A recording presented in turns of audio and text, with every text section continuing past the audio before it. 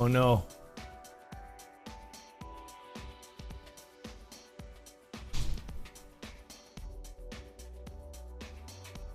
Audio check, audio check.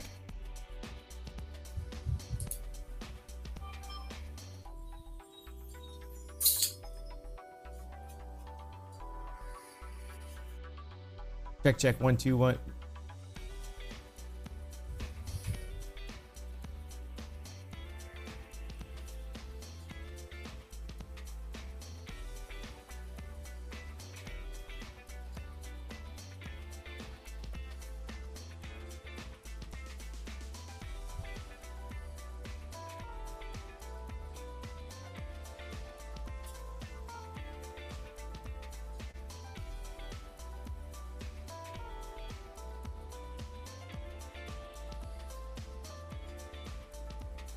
Check, check.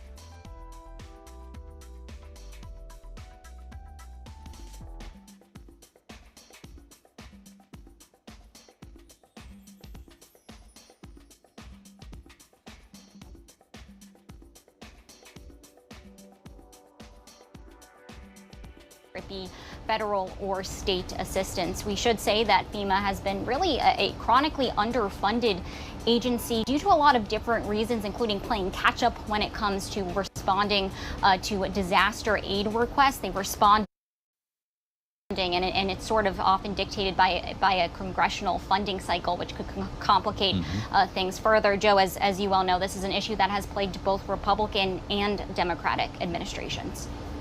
Well, it's a really interesting point that you're making here, and it's part of the conversation that's being driven by what took place in Texas.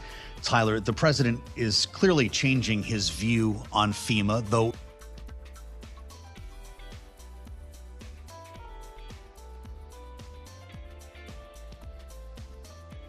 Good morning, ladies and gentlemen. Pedro will be with you shortly, just working out some sound issues, as you can tell. Hold on 1 minute.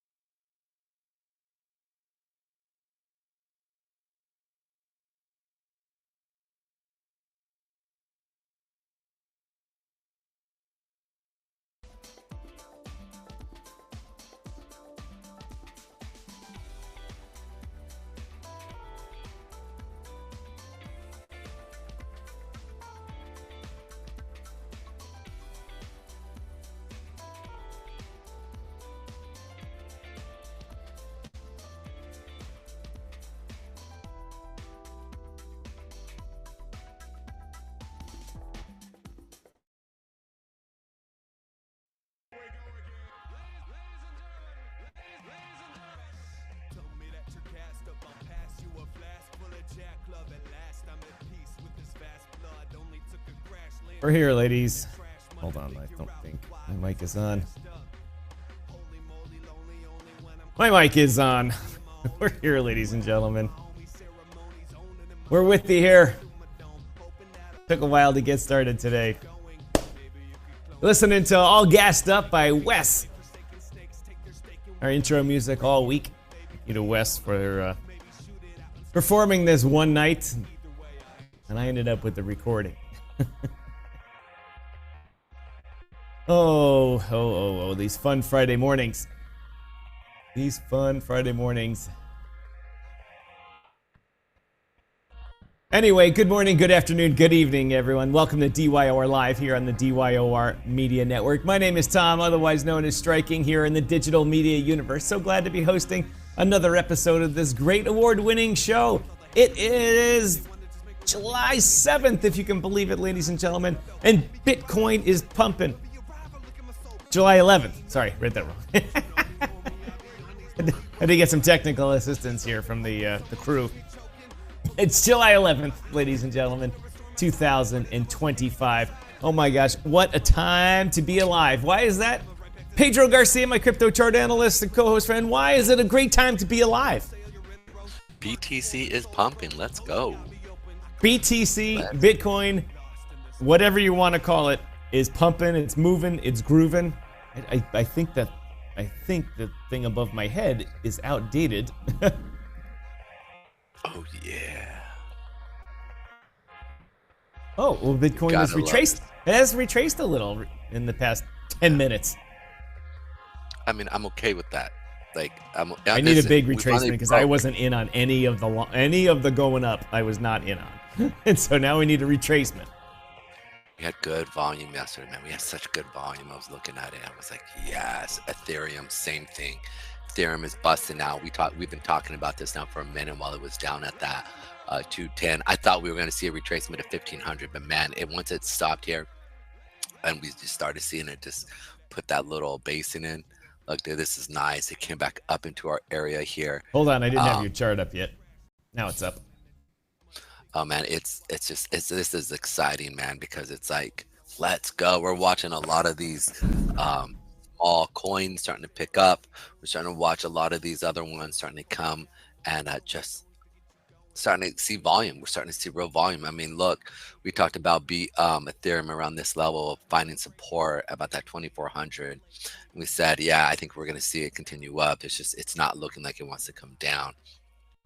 And sure enough, man, look, we found support right here. Last week, we were talking about that. And I said, you know what? If we stay above that 8 period moving average, we're pushing up because we saw the volume coming in around Saturday. And we were talking about this on Monday. And I said, guys, look, there's volume coming in on Sunday. Last week, we had a good amount of volume the last end of the week. So I said, I expect us to see us kind of push through on Ethereum. And Ethereum definitely is moving up. So let's go. Hey, Pedro, on this chart, right? Oh, this is the Ethereum chart you have up? Yeah, this was Ethereum, but I'm gonna. Oh, wait, I have a question about it. I have a question about that chart. Yeah. On that chart, the volume the past 3 days here, let's get the right thing up here, still isn't even, I mean, the past 2 days, Bitcoin has seen record numbers. The internet has lost its collective mind. The financial world, everyone's going batshit crazy. Yet the volume is still way lower than just a couple of days last month. It doesn't matter right now because sooner, I think the entities want to push this up. They're trying to get some volume and some movement in the market. I mean, we're watching the S&P 500. I mean, literally. I mean, it's painful.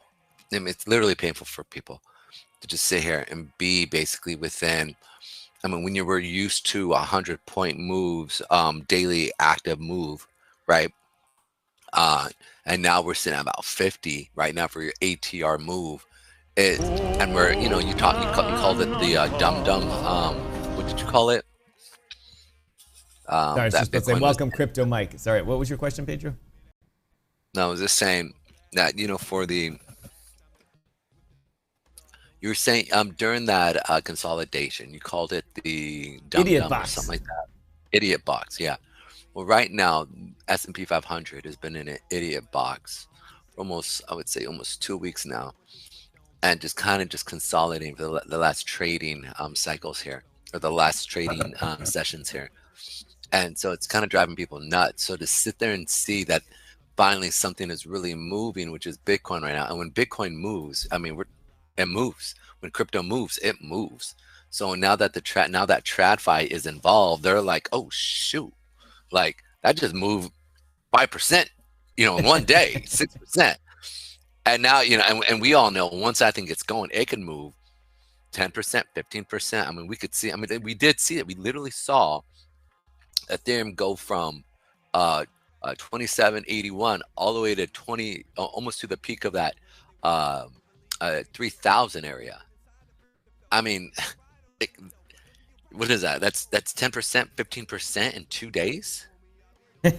Yeah. That. Yeah.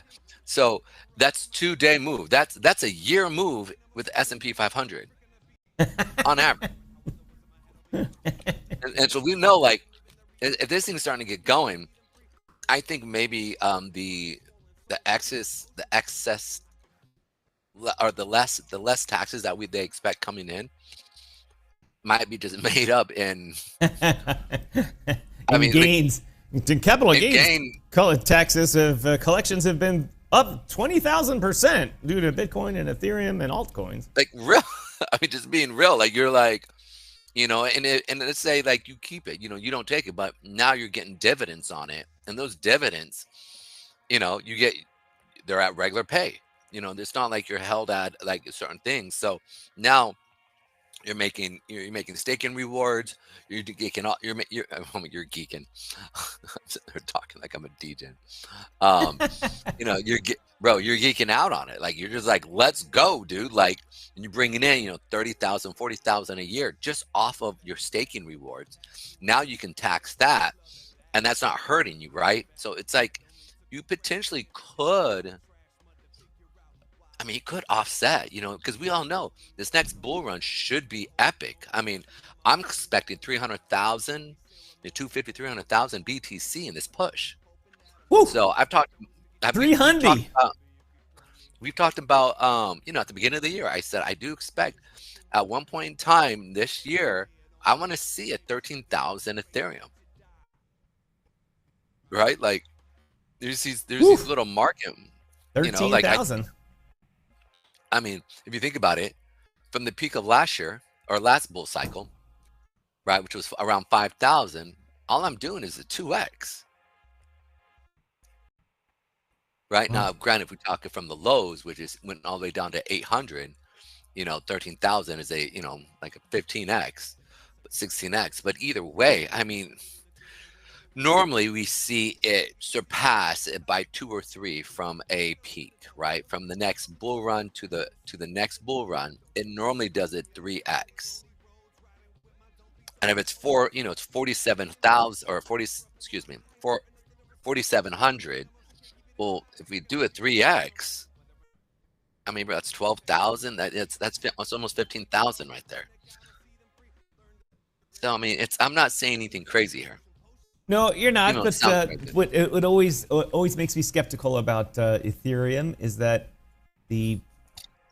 it's just been laggard over the past couple of years. It just hasn't. It's been like Bitcoin Cash almost. It's like when Bitcoin pumps, there used to be a kind of a decent ratio between the two, and then Ethereum sell-off would keep happening, and then the rumor mills around the internet would say that Vitalik is selling. And they'd be like, oh, he's done with it. I'm out of it. Ethereum's dead. Ethereum's dead. And the price would stagnate. And now all of a sudden you're seeing the internet degens and influencers out there go crazy. They're like, it's going to be, Ethereum's finally in its time. It's finally there in its time. I hate to say it, but it is it's the second most built on next to Solana. Is there anything else outside of Solana besides Ethereum? BNB, but it's I'm not saying that it's a dead blockchain. Obviously not, but it's not Ethereum is still being built on. People still use it, so it's and they've been able to drop the GUI quite a bit. So it still has. Yeah, it still has that's a good point. I haven't heard people complaining a lot about the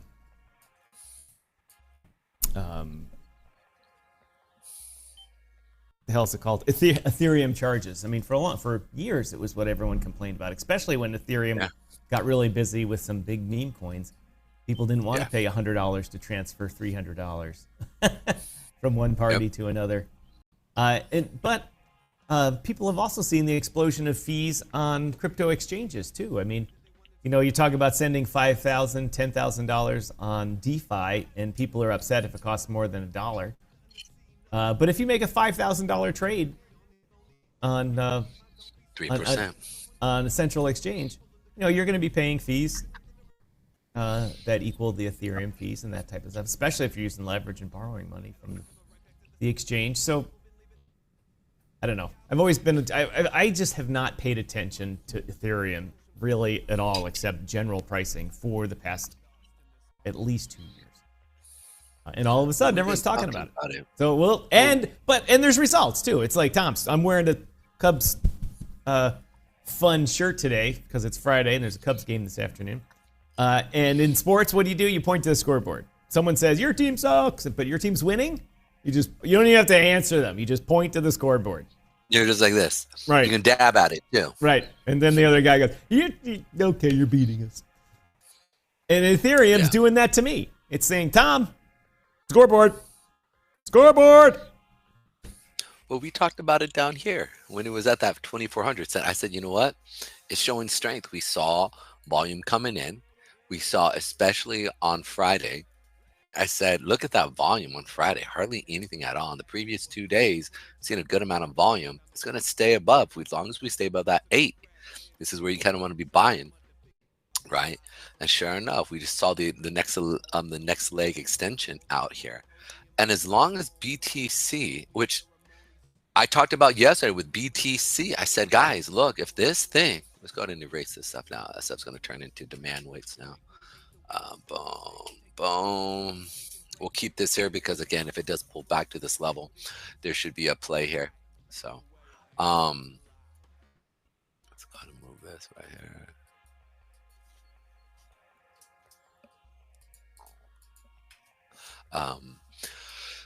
Let me look at BTC. Yesterday I said we've got to close above the average here. We've got to. And at the time we were getting close, and I said we've got to close above the average volume here. That's that blue line sitting here. And I said we need to close above 400 plus BTC on this chart with Bitfinex. But they all of them surpass. I mean, look at the amount of volume coming in. And so I sat there and I said, that's a big deal. That's something you need to pay attention to. And then in addition to that, it busted out over here above the highs with good volume. Not exceptional, but I mean, still good enough volume comparative that we no longer have, Iran in the mix trying to make money for themselves. They've kind of been drop line. But it's still good enough volume. I'm sitting there going like it's above the average and it's at its all-time high while they're buying. It's not like it pushed above all-time high with low volume. And again, this is in conjunction with the idea that one of the biggest players that played with and it's crazy to think how much they must have brought to the table. Like how much money were they actually making? It was right there next to that nuclear site. So they must have had so much energy coming in just from mining and then buying and trading it. Yeah. Goodbye. One massive ordnance penetrator, and suddenly your Bitcoin mining farm is offline. Think of the guy that built that. There was probably one dude over there that said, I can build this for the government. I'll do it, and I'm good at it. And I went to university in the U.S. or the West, and I can build this for you. And then a B-2 bomber flies from Missouri and drops one bomb and smokes your poor little Bitcoin farm. Yeah, pretty much. Pretty much, man. The fact that they went back by the White House to say what's up to the president, I thought that was really interesting. You know. Sorry, I was just clicking something to start a new background music. I missed that last statement you said. No, I was saying it was cool that they fly by the White House after they got done bombing it or something like that. No, they flew a couple days later for the Army's. Oh, that's what it was. Oh no, I'm sorry. It was the signing. It was the signing of the Big Beautiful Bill. That's what they did. They came over and they flew waves of military aircraft and stuff for the when the Big Beautiful Bill was signed. And that was pretty cool. A B-2 bomber flew by with on one side an F-35 and the other side an F-22, and it was really cool.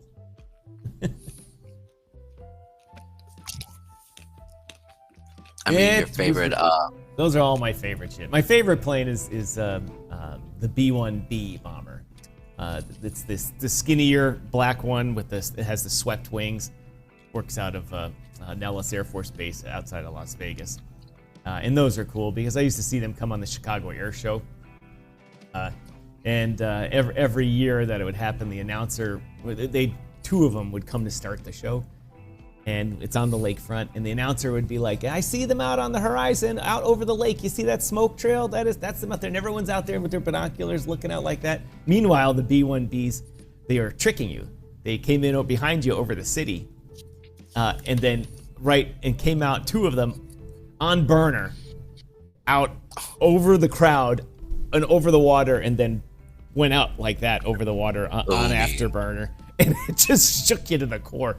But it was so awesome. You're like, you can't even believe it. It's so epic. My poor son was like 2 years old when I took him there. And he cried for 20 minutes. It's awful, Daddy. I was like, no, it's the coolest thing ever. It's the coolest thing ever. Now dude, that's where you got him. That's where the love of rockets came from. it went into his subconscious. And even though he got scared, he was like, oh, that was cool. And he's like, one day I'm going to work on that. Yes. Mm-hmm. Ladies and gentlemen, thanks for tuning in, everybody here, coming to us on Rumble and YouTube and X. That's where we're broadcasting today. Thanks a lot. It's been a banger of the week here in the crypto world. The week started kind of slow, a little bit, but as they say, before it goes up, it has to go down. Kind of hung out for a little bit, and then towards the end of the week, in fact, Pedro was just going over why. He said, look, we got the daily chart hanging up above the 8-day, 8-period moving average. Good volume. And volume coming up. And this is this volume right next to me right here. Is that, you got Ethereum still up, or what do you got up there? No, this is actually XRP. Oh, all right. We're going to go over some stuff with XRP. Even XRP even Ripple is ripping.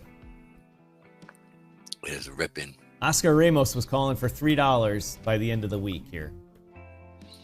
I just might be right. I mean, it What did. was the high of that wick there? I believe it is high 97 cents. So yeah, almost just barely. It just barely kissed $3. So it was basically $2.97. Yeah. So it's nice, and we're seeing the thing I like about it is that we're seeing good volume. We're seeing good volume come in, and we're watching it pop here off of that. So even if it pulls back here, let's say it hits the high here and then comes back and pulls back, you've got a decent amount of volume in this push. So I don't see it coming back and retracing further than this local low here, which is in at that 188. Anything below that would be kind of shocking. So the fact is that we're seeing it push up with good volume is another thing that it's exciting for me, comparative to everything else. I mean, look at Dogecoin. We're watching Dogecoin come and tap that 14 cents, and now it's pushing back up. Came and hit our zone, boom, went back up. Doge is going to have to play and fight with that 22 cent mark area, because you got that 200-day period moving average there, and it's sitting right above that 50 period weekly average. And then everybody knows the next one is going to be that 8 on the monthly. So it's got some resistance in its way, but if it can continue, if Bitcoin can keep continuing up, this should at least have a small pullback off of all of those moving averages in its way, and then see it really pick up. So if you guys are still digging off of Doge and the top 10, this is the baby you want to look at, right? Matic, another one. Matic the other day just skyrocketed. Look, it went literally from 17 cents all the way to 31 cents. Wow. And it's continuing it. Yeah, it's continuing. I said it was good volume. It really, I said, even though it sold off, it was good volume. And you can see how it played off of that 8 period move. And I said, it's got to stay above the 8.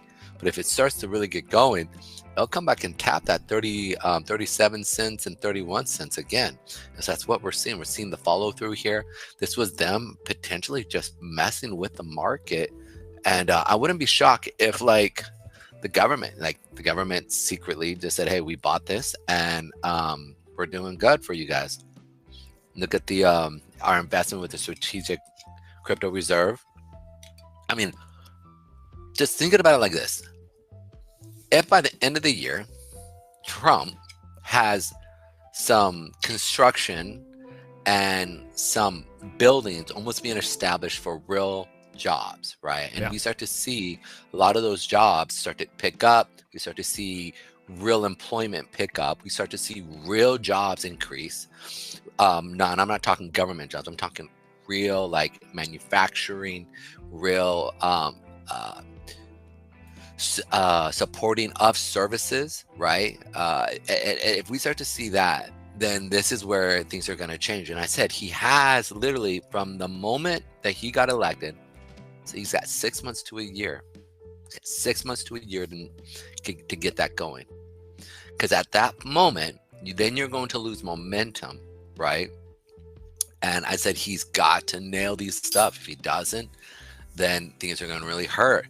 We're already watching a lot of the initiative. We're watching Congress on both sides. And I want to bring, we need to bring Chris on and Justin almost on the show and say, hey, look, let's have a round table here. And we can talk about potential situations. As I said, they cannot hold on to the idea of crypto is bad. They can't stay in the Warren camp, because even central Democrats are sitting there saying no, they're arguing with her in a lot of the Congress, Senate and congressional hearings regarding crypto. And she's looking dumb. The more she talks, the more you realize she doesn't know. And especially when you have active members in Congress as well as the Senate that hold crypto and going, wait, you just said what? And these guys are actually, they're in their 40s and 50s and, somewhere in their 60s, but they actually understand crypto. So it's like this, when they start to have these talking points and they just keep sounding like they really don't know what they're talking about.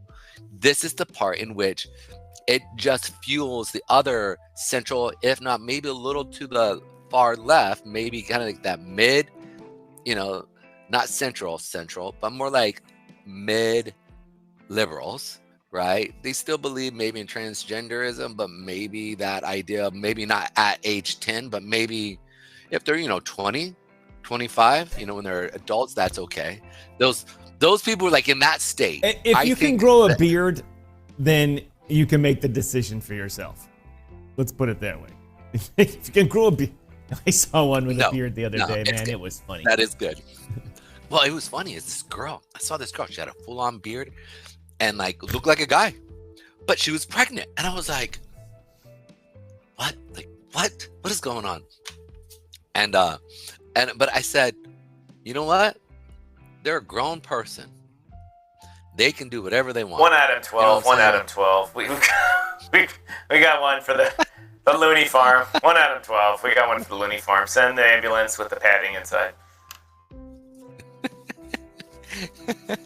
But what I'm saying though is that group, it's starting to come over to the Bitcoin side, and we're seeing this, beautiful thing of just people starting to adopt crypto and the idea of, look, and dude, if this bull run sends, man, we have the bull run, if we have the bull run of all bull runs, where it just is like Goes to let's 300,000. go. 300, 400,000, dude. Where we see Bitcoin, and then everything else, you know, like these micro coins that we've been messing with, go into the billies, and you literally make millionaires, real millionaires, and you know what I'm saying, where it stays in it. Let's say it pulls back, you know, 70%, 60%, but if it does a 10, 20x, and you put in a couple $1,000, you're sitting on $50,000 to $100,000, where you can sit there and receive a 5 to 10% income by just staking it. Yeah, you know, and that's not bad. You know what I'm saying? I mean, 5%. No, I mean, that's 6,000. Yeah, couple of grand a month, 5, 6, 7 grand a month, just for doing nothing. Yeah. Just for letting your money secure a network, whatever, you know, F that means. But here's the thing: as that is happening, think about the generation of people that are now going to be finally above that poverty line, especially Generation Alpha and Generation Z. You know, like one of their biggest frustration is how are we going to actually get ahead? Like the American dream isn't for us like the American dream. It's not like the baby boomers who came in from war, were able to buy houses and then go into a factory and work a job. You know, like it's one of those moments that, like, I was sitting there talking to a kid actually at BJ's, and he was sitting there, he was just getting out of college, and he was working there for the summer, and he was looking for jobs, and he just simply said, he goes, I went to school to be a computer scientist, but now I'm like, you know, like coding, like Grok, I'm a good coder, but in a year, Grok is literally going to be better than me, and it's free, you know, or $2,000. He goes, and unless I can sit there and take a pay cut from X amount to assist Grok, right? He's only even code. He'll assist Grok, is what he was saying. Or these LLMs, like, oh, you messed that part up here, let's do that, right? And or maybe creativity side, but he goes, the top 10% will be that. But he goes, I'm not a top 10%, dude. I mean, he was so honest and so real that I was like, wow. Well, it's all right. I mean, the AI is already laying off basic level programmers. I mean, it's eliminated almost all website programming people, except for custom. You built it, it builds it, and then you custom tweak it. I mean, and to be honest, the Squarespaces, Wix, and all those people were already kind of doing that anyway. Absolutely. And now just basic programming, like you can, like I use the software, broadcasting software, to do the great graphics machine, of which I pay for, and the license is coming up for renewal, and I'm not going to renew it. And I'm going to use. I've been experimenting with AI just to write the same thing in a web page that will be free. You know, and just so I can do the same thing, and it creates a nice box with the formatting well. And I just plug in the thing we're talking about. It brings back the price and all that. And I use prompts. I'm like, no, make the border green, you know, instead of blue. And it does it. You know, you don't have to write the CSS code or anything like that. Yes, I agree. Expect it to start with, that's you. Anyway, ladies and gentlemen, thanks to everyone that's joining us now on Rumble. Make sure you share this with a friend of yours. We have a Friday summer audience here, which is code for not big. But we would like a few more people here so we can read some ads. 'Cause I wouldn't mind talking about coffee or health websites or Rumble Premium or something like that and getting our 36 cents. Yeah. If you guys like Mikey, go through and just... I mean, long story short, you know, open up a second browser. Open up a second browser. Go through, hit that cognito thing, hit it, click it, just do it. Oh, that's funny. But as I burp into my hand again, it's always when I'm sitting like this in front of the computer. It's like, I don't know why, but it's just like it sets it up for the gas to come in. Anyways, so let's go ahead and kind of talk about a couple things I think is really interesting coming up for the week. Let's talk about what we've had over the last couple of weeks here and see. We've been talking about. I said I'm expecting us to see a start in this bull run here. We've talked about that now for about 2 weeks, a week and a half. We weren't able to go to the lows that I thought we were going to go to, and we just saw it just consolidating here.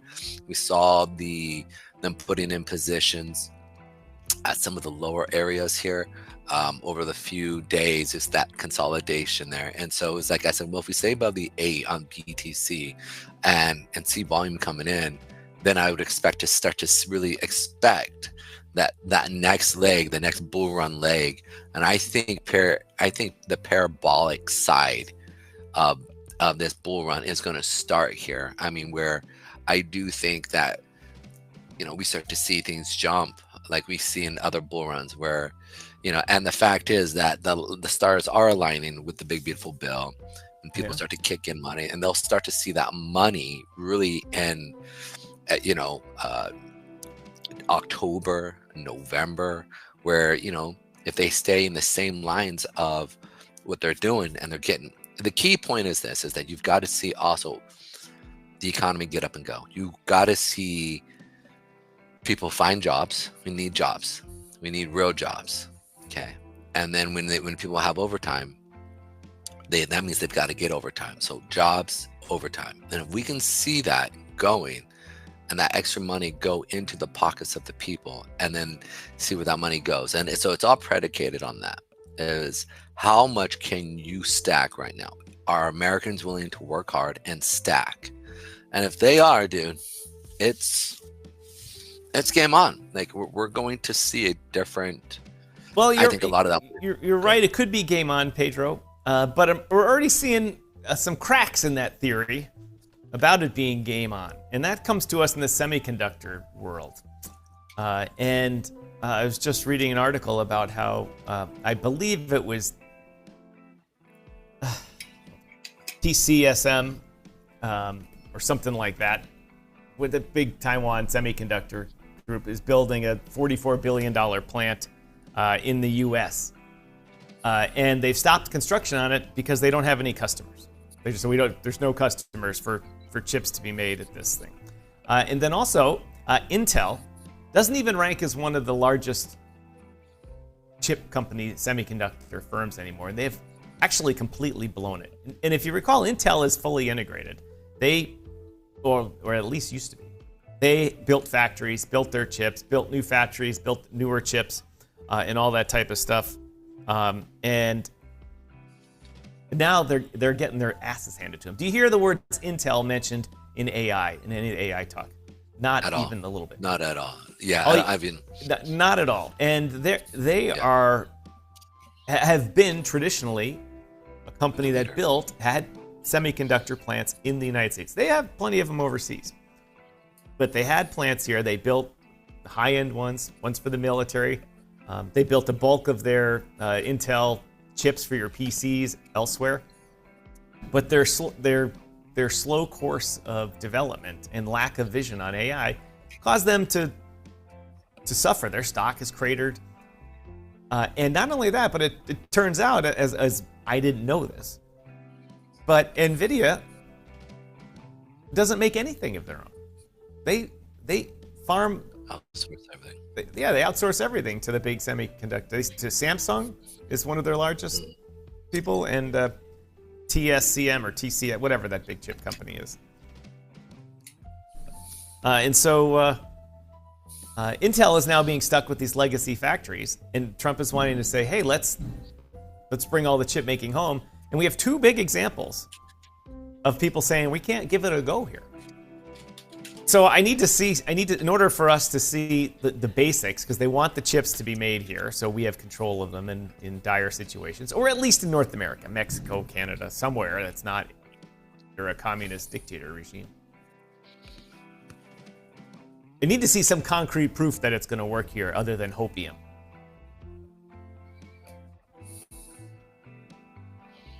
It's going to be really interesting to see if we can.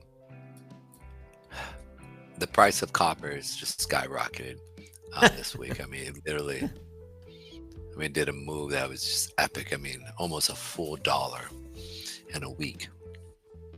And I'm kind of hovering at that $4 or the $5, the 561 area here. You can see we've been playing off of that. And it's just one of those things that if the market continues this way and we start, it's going to really hamper, the whole entire building of factories. And we talked about how they need that to drop. They need it to drop.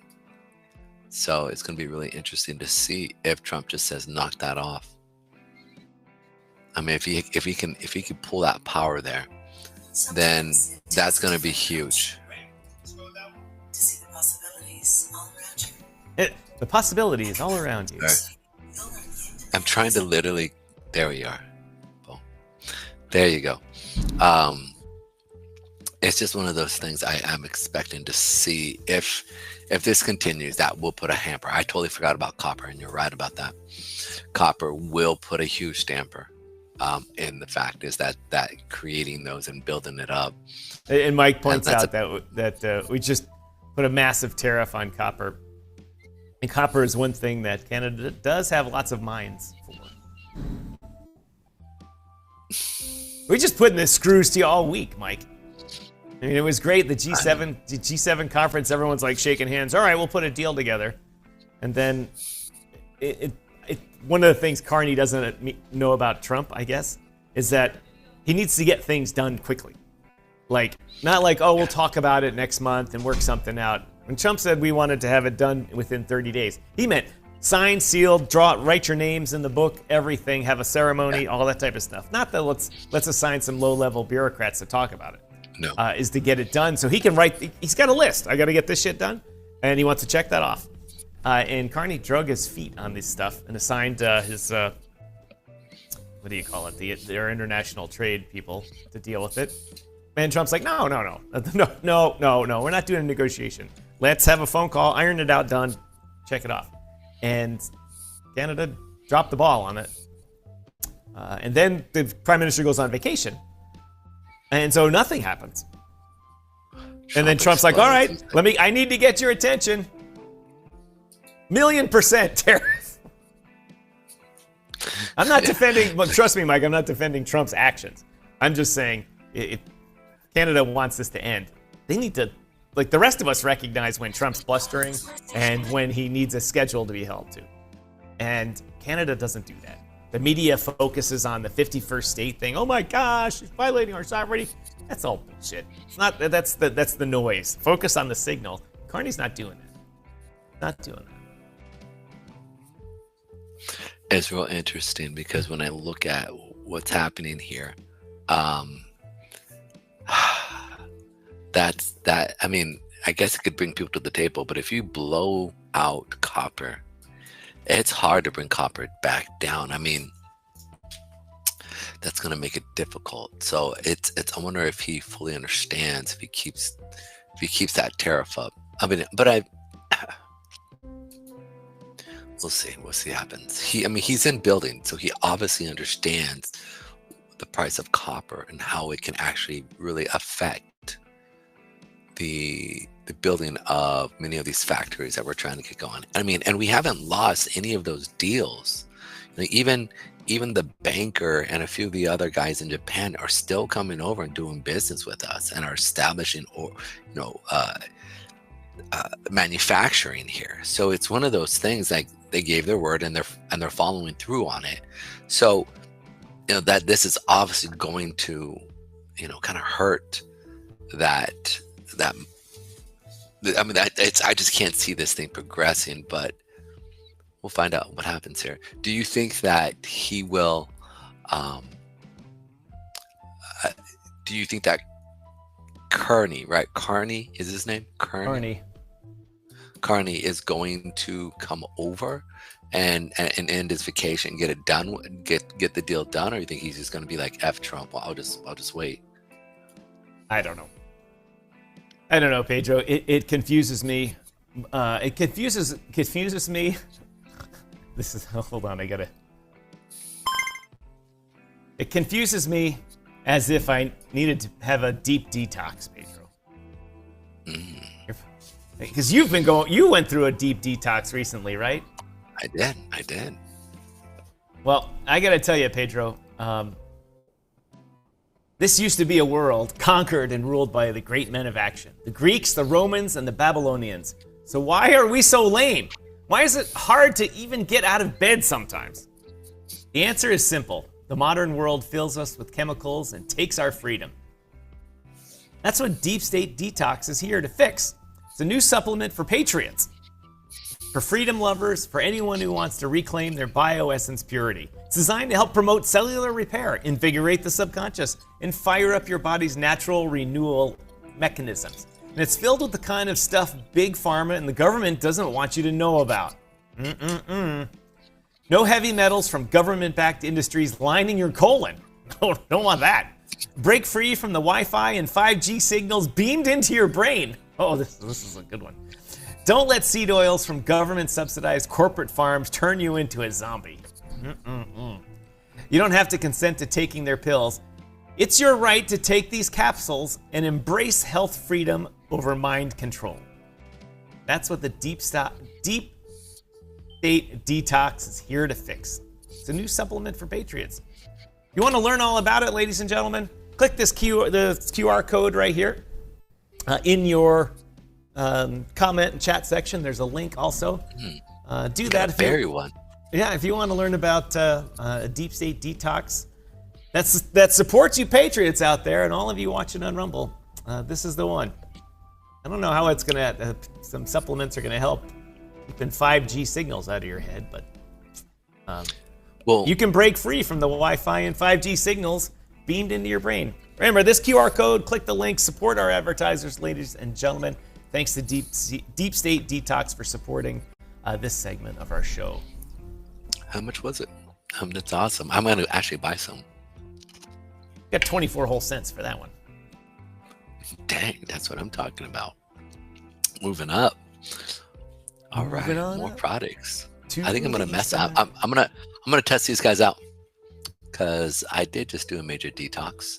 I've been messing with mushrooms and just cooking with mushroom. I think you need the Mushroom Vitalik coffee from 1775 coffee. Might as well hit that up too.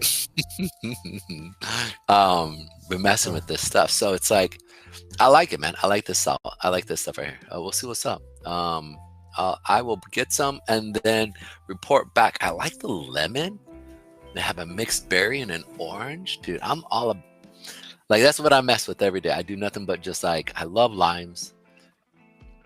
That's what I'm talking about. Lemon lime. Let's go. I gotta tell you, that was one of the more poorly written scripts that I've come across yet. Deep State Detox, guys. You didn't even have a call to action at the end. It just ended. Just like the end has to have a call to action. What's your website? Well, let's give them a call to action. Guys, go check this stuff out. Reality is everybody in truth, and you guys hear me talk about this all the time, we are all inundated with, I hate to say it, chemicals and stuff like that. So go through, get some of that stuff, try it out. It's not that expensive, and see how you feel. You know, I'm pretty sure if it's here and they really, you can't sit there and say a lot of this stuff on here and it be fake. So go try it out. See how you guys feel. And if you feel good, come get back to us. I'm gonna go out myself and try this out as well and see what's going on. I'm probably gonna get the berry and the lemon lime because I like having varieties, because then you kind of get dead on one, right? You're like, ugh, I can't handle that because I have it the same way. But if you switch it up, it's always good. Pedro, so there's nothing more that surprises me than the things that you thought were safe and that the government, the FDA, and crew looked out in your best interest. I even knew someone that worked for the FDA. And they're like, oh, I keep you safe. We'd run studies and check things and don't let bad stuff into the food system and drug system and all that type of stuff. And I was like, oh, good. There are people out there looking out for us. And then you learn what they approve. And the process that gets hijacked. The scientists are going, no. And then the word comes out at the top, yes. And all this type of stuff. And then when you see the studies that one of the products I was just just watching a documentary on, I can't remember which one it was, 'cause I watched so many of them recently. When RFK was coming through the election process, all these documentaries came back to life. And one of them was one of these things where the government said, the parts per million of it is, the human body can take, 100 parts per million. And it's fine. It's fine. It naturally gets rid of it. And then they look through the science and figure out the real study.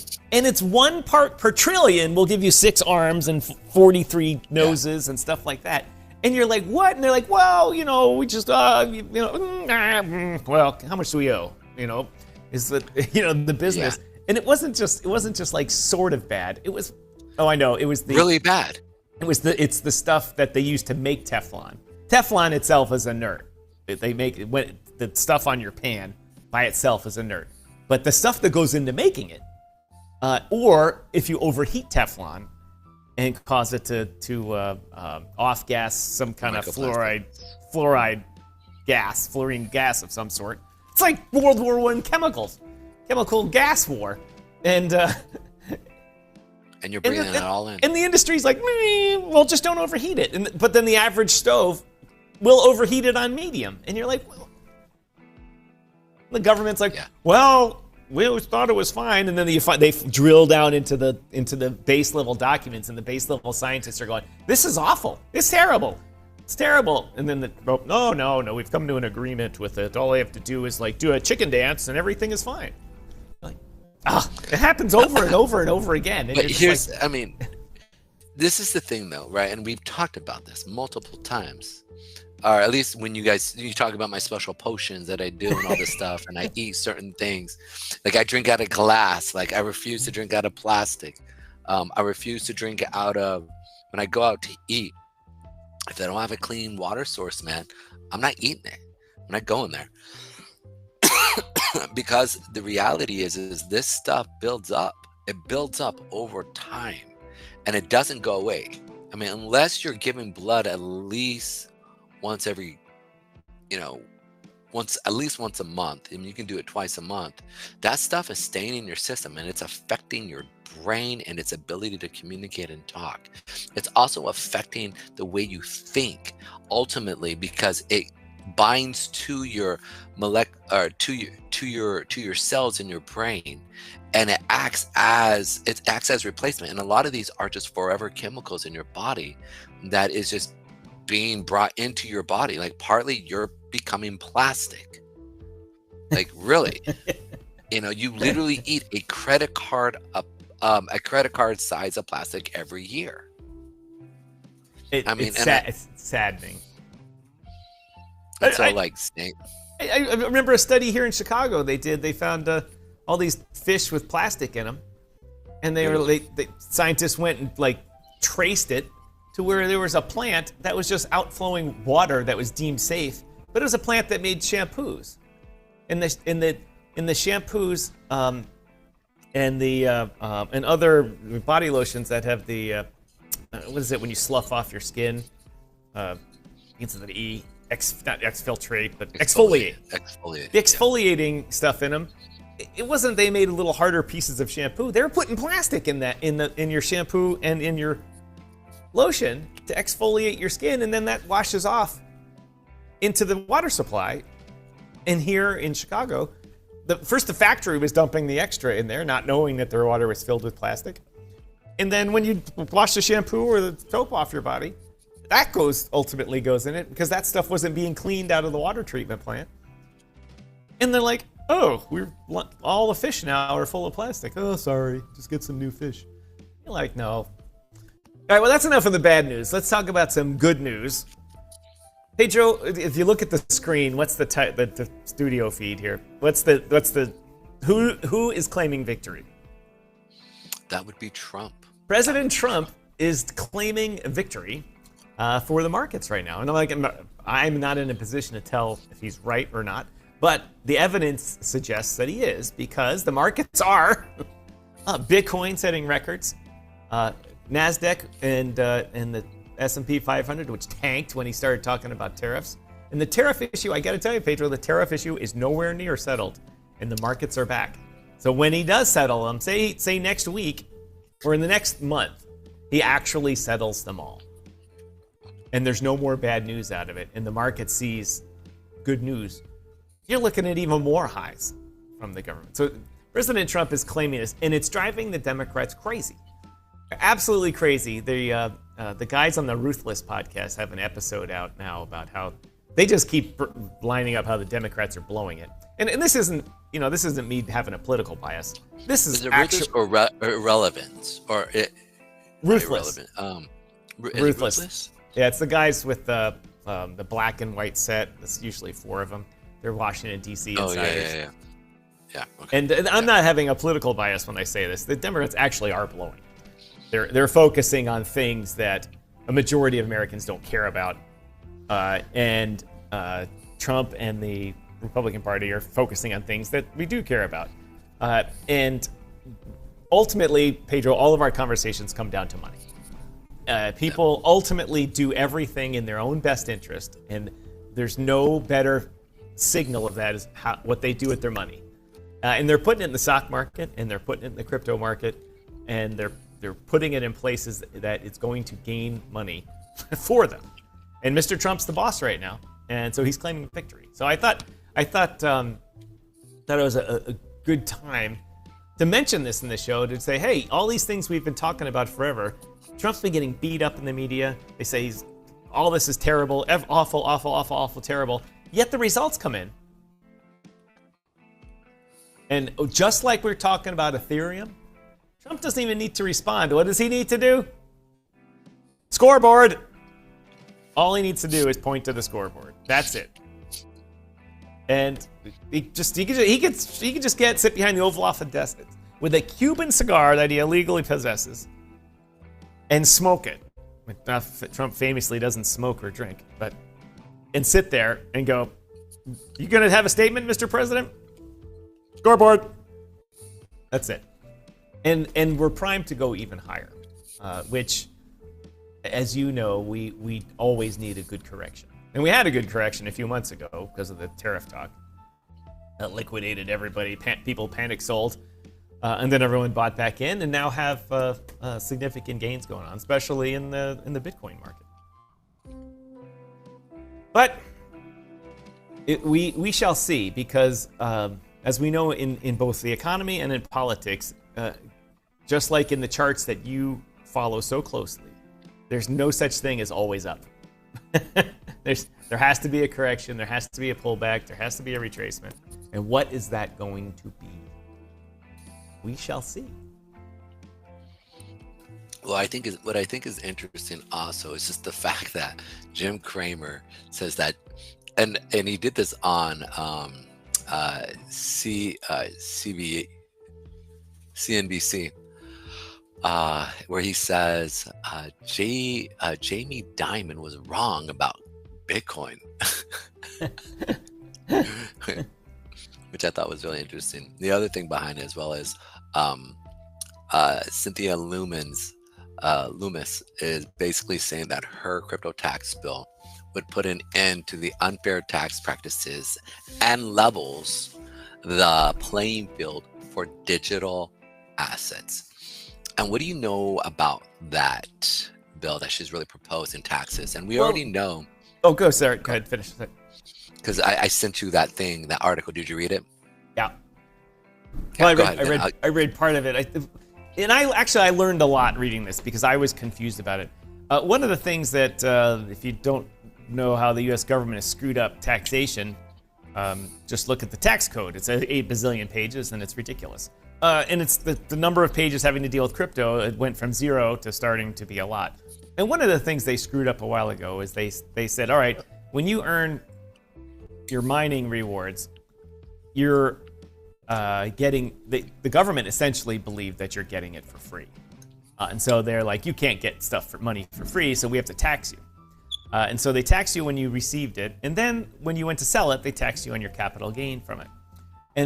And my initial opinion on it is that this is outrageous. It's just double taxation, it's yada, yada, yada, blah, blah, blah. It's not how manufacturing works, it's not how the service industry works, it's not how the gold mining industry works. And then I looked into it a little bit more the other day, Pedro, because we talked about this last week. And what I learned was the obvious thing in the room is that when they earn it from mining, and they say they get still Bitcoin, gotta pay money for it. right? I was first, the government assumed they were getting it for free when they launched the tax code. But then the industry said, wait a minute, we just got $100,000. We got $300,000 in Bitcoin because we got 3 Bitcoins for winning that block.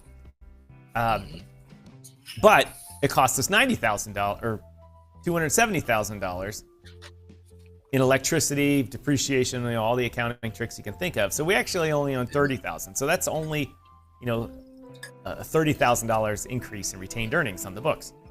And so that's not ridiculous. It's all right. So that's the difference in your gain. And then on the capital gains part of it, they're taxing them on the full amount versus whatever they spent. They don't right, get them. right. It's a much larger amount they're taxing it on because the value that they assigned to it after the mining was $30,000. Now they're selling it, for $300,000 for 3 coins. So now they're having a big hit to it. And I was like, this is. So I understood it better. The problems with it are too much tax compliance. You shouldn't have to, for a company that could essentially be run by one person, you shouldn't need another person just to do taxes. Your compliance costs should be very minimal for your company. The footprint the government takes from you, as far as time and money for compliance, should be very low. That helps the economy. That keeps you from becoming a bureaucratic state. And so this bill eliminates that, eliminates the double taxation. I didn't see the rate that they wanted to set the capital gains tax at, but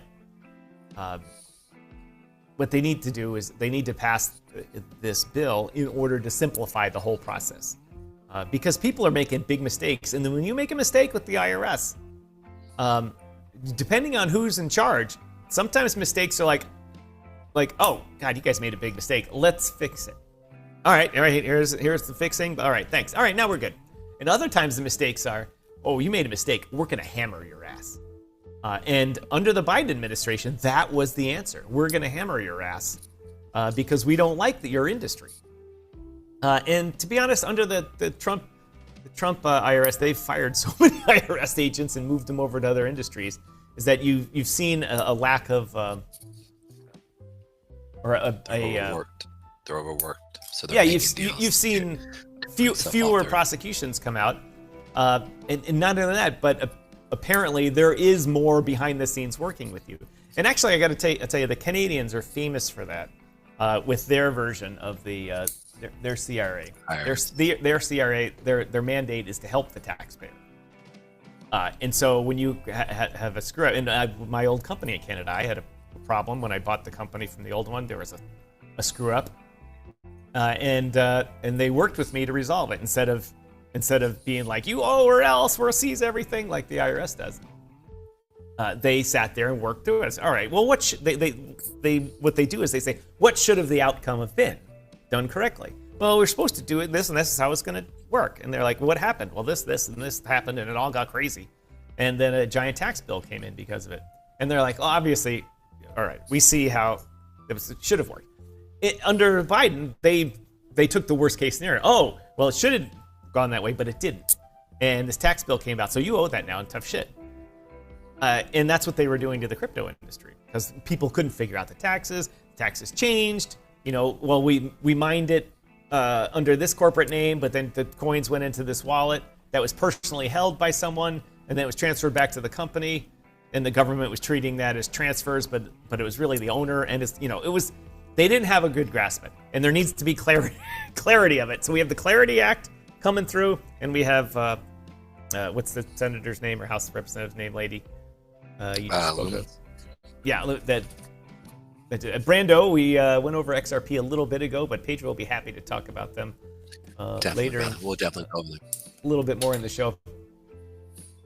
And anyway, so that's my general opinion on that. Is I actually learned a lot because that bill came up. I said, well, government must be screwing the people. And I was like, well, it wasn't as bad as the news said, but it still needed to be fixed. Yeah. All right, let's do a social media check here. Pedro, where did my... All right, ladies and gentlemen, our viewers have popped up a little bit here. Thanks for joining in, everybody. I just spent a few minutes criticizing the Biden-Harris regime. And prior to that, talking about how Trump is taking the victory circle. I got to say, it has been a good couple of weeks for him. He had the Army parade, which was awesome. Got beat up in the press over that. Oh my God, a parade! Oh my God, it was epic. I loved every second of it. It was great, patriotic. Got me going. Boom, boom. I'm proud to be an American. Blah blah blah. It was awesome. He got the big beautiful bill passed, and now he's primed to get a couple of more bills passed also. And articles came out saying how much money he was making in crypto. It's his second largest source of income, after his ownership shares of the Trump organization, which is good. And then all of a sudden, the markets pump, and he takes credit for that. And also, the Supreme Court voted in favor of him on almost everything that reached its docket last month. So he's had a good run, right? He's had a good run. Yeah, he's definitely playing some good cards, and I think he needs to, because I mean he's been in the valley for so long. He's finally starting to come to that peak. So as long as, like, my biggest thing is don't screw it up, dude. Like finish off your last, like, this year you need to finish off. You need to get those manufacturing jobs here. You need to get building, and you need real jobs. As we really go into, we talked about jobless claims here, and I was watching this guy who was simply just saying, like, look, we literally see a drop in hours worked. Like, if we go to, we're watching a lot of these things that are showing, like, there's no hours being worked, yet we're seeing a drop in jobless claims. And basically what that looks like is just people just gave up.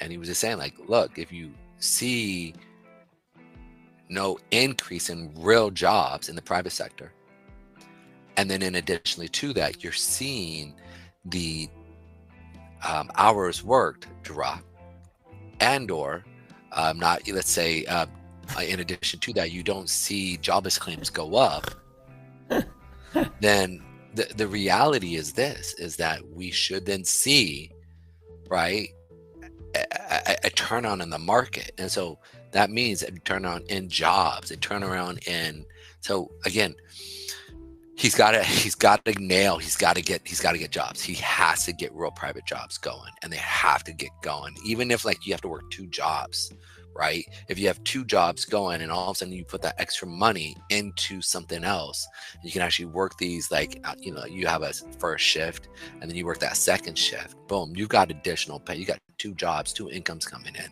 and that then will allow people to be able to really make money, get ahead. He's got to do that. If he doesn't do that, it's going to be really hurting. What's up, brother? My bags. Yeah, I saw that. Yeah, let's go over XRP here real quick. Good for you, Brando Commando. Yeah, so like we said, we talked about BTC going up and holding that 8-period moving average. I didn't expect, I thought we were going to see, like, again, a drop in this area right here as we were coming down, but we climbed above that moving average, that 200-period moving average, and you can see we're seeing real volume starting to come in. Again, I say this because it's not like the real volume that we saw back in these levels here, but this is also when Iran had a nuclear site connected to their Bitcoin mining system. So this is very much one of those things that you could sit there and see that you can get going. What did Mikester say? What do you guys show BTC is at right now? MyCrypto.com app shows it at 119. Let's check it out here real quick. Well, here's the thing. I use so this one says 118 is where we're at, Mikey. Let's see. Well, the futures market is showing Crypto.com. I can do it here. Yeah. As you may suspect, it's all over the place. I'm showing on Binance's BTC USDT futures market that it's at 117,505.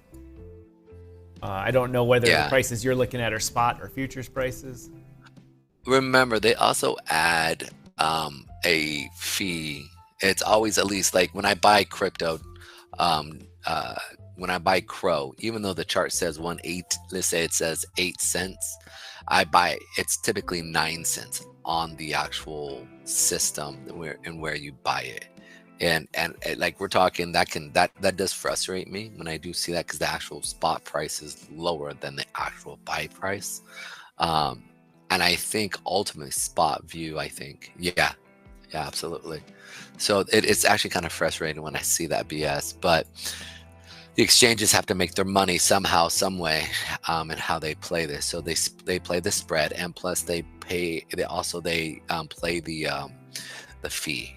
And so I think ultimately we'll see this, just like we saw in traditional finance, where the fee system just basically got just X'd and dropped lower and lower and lower to the point it was like minute, because there was so much competition that they just had to, right? And so as we keep seeing a proliferation of exchanges into the market that actually become more efficient, then the competition will pick up. Just like when we see companies, airlines compete, what happens? Prices drop.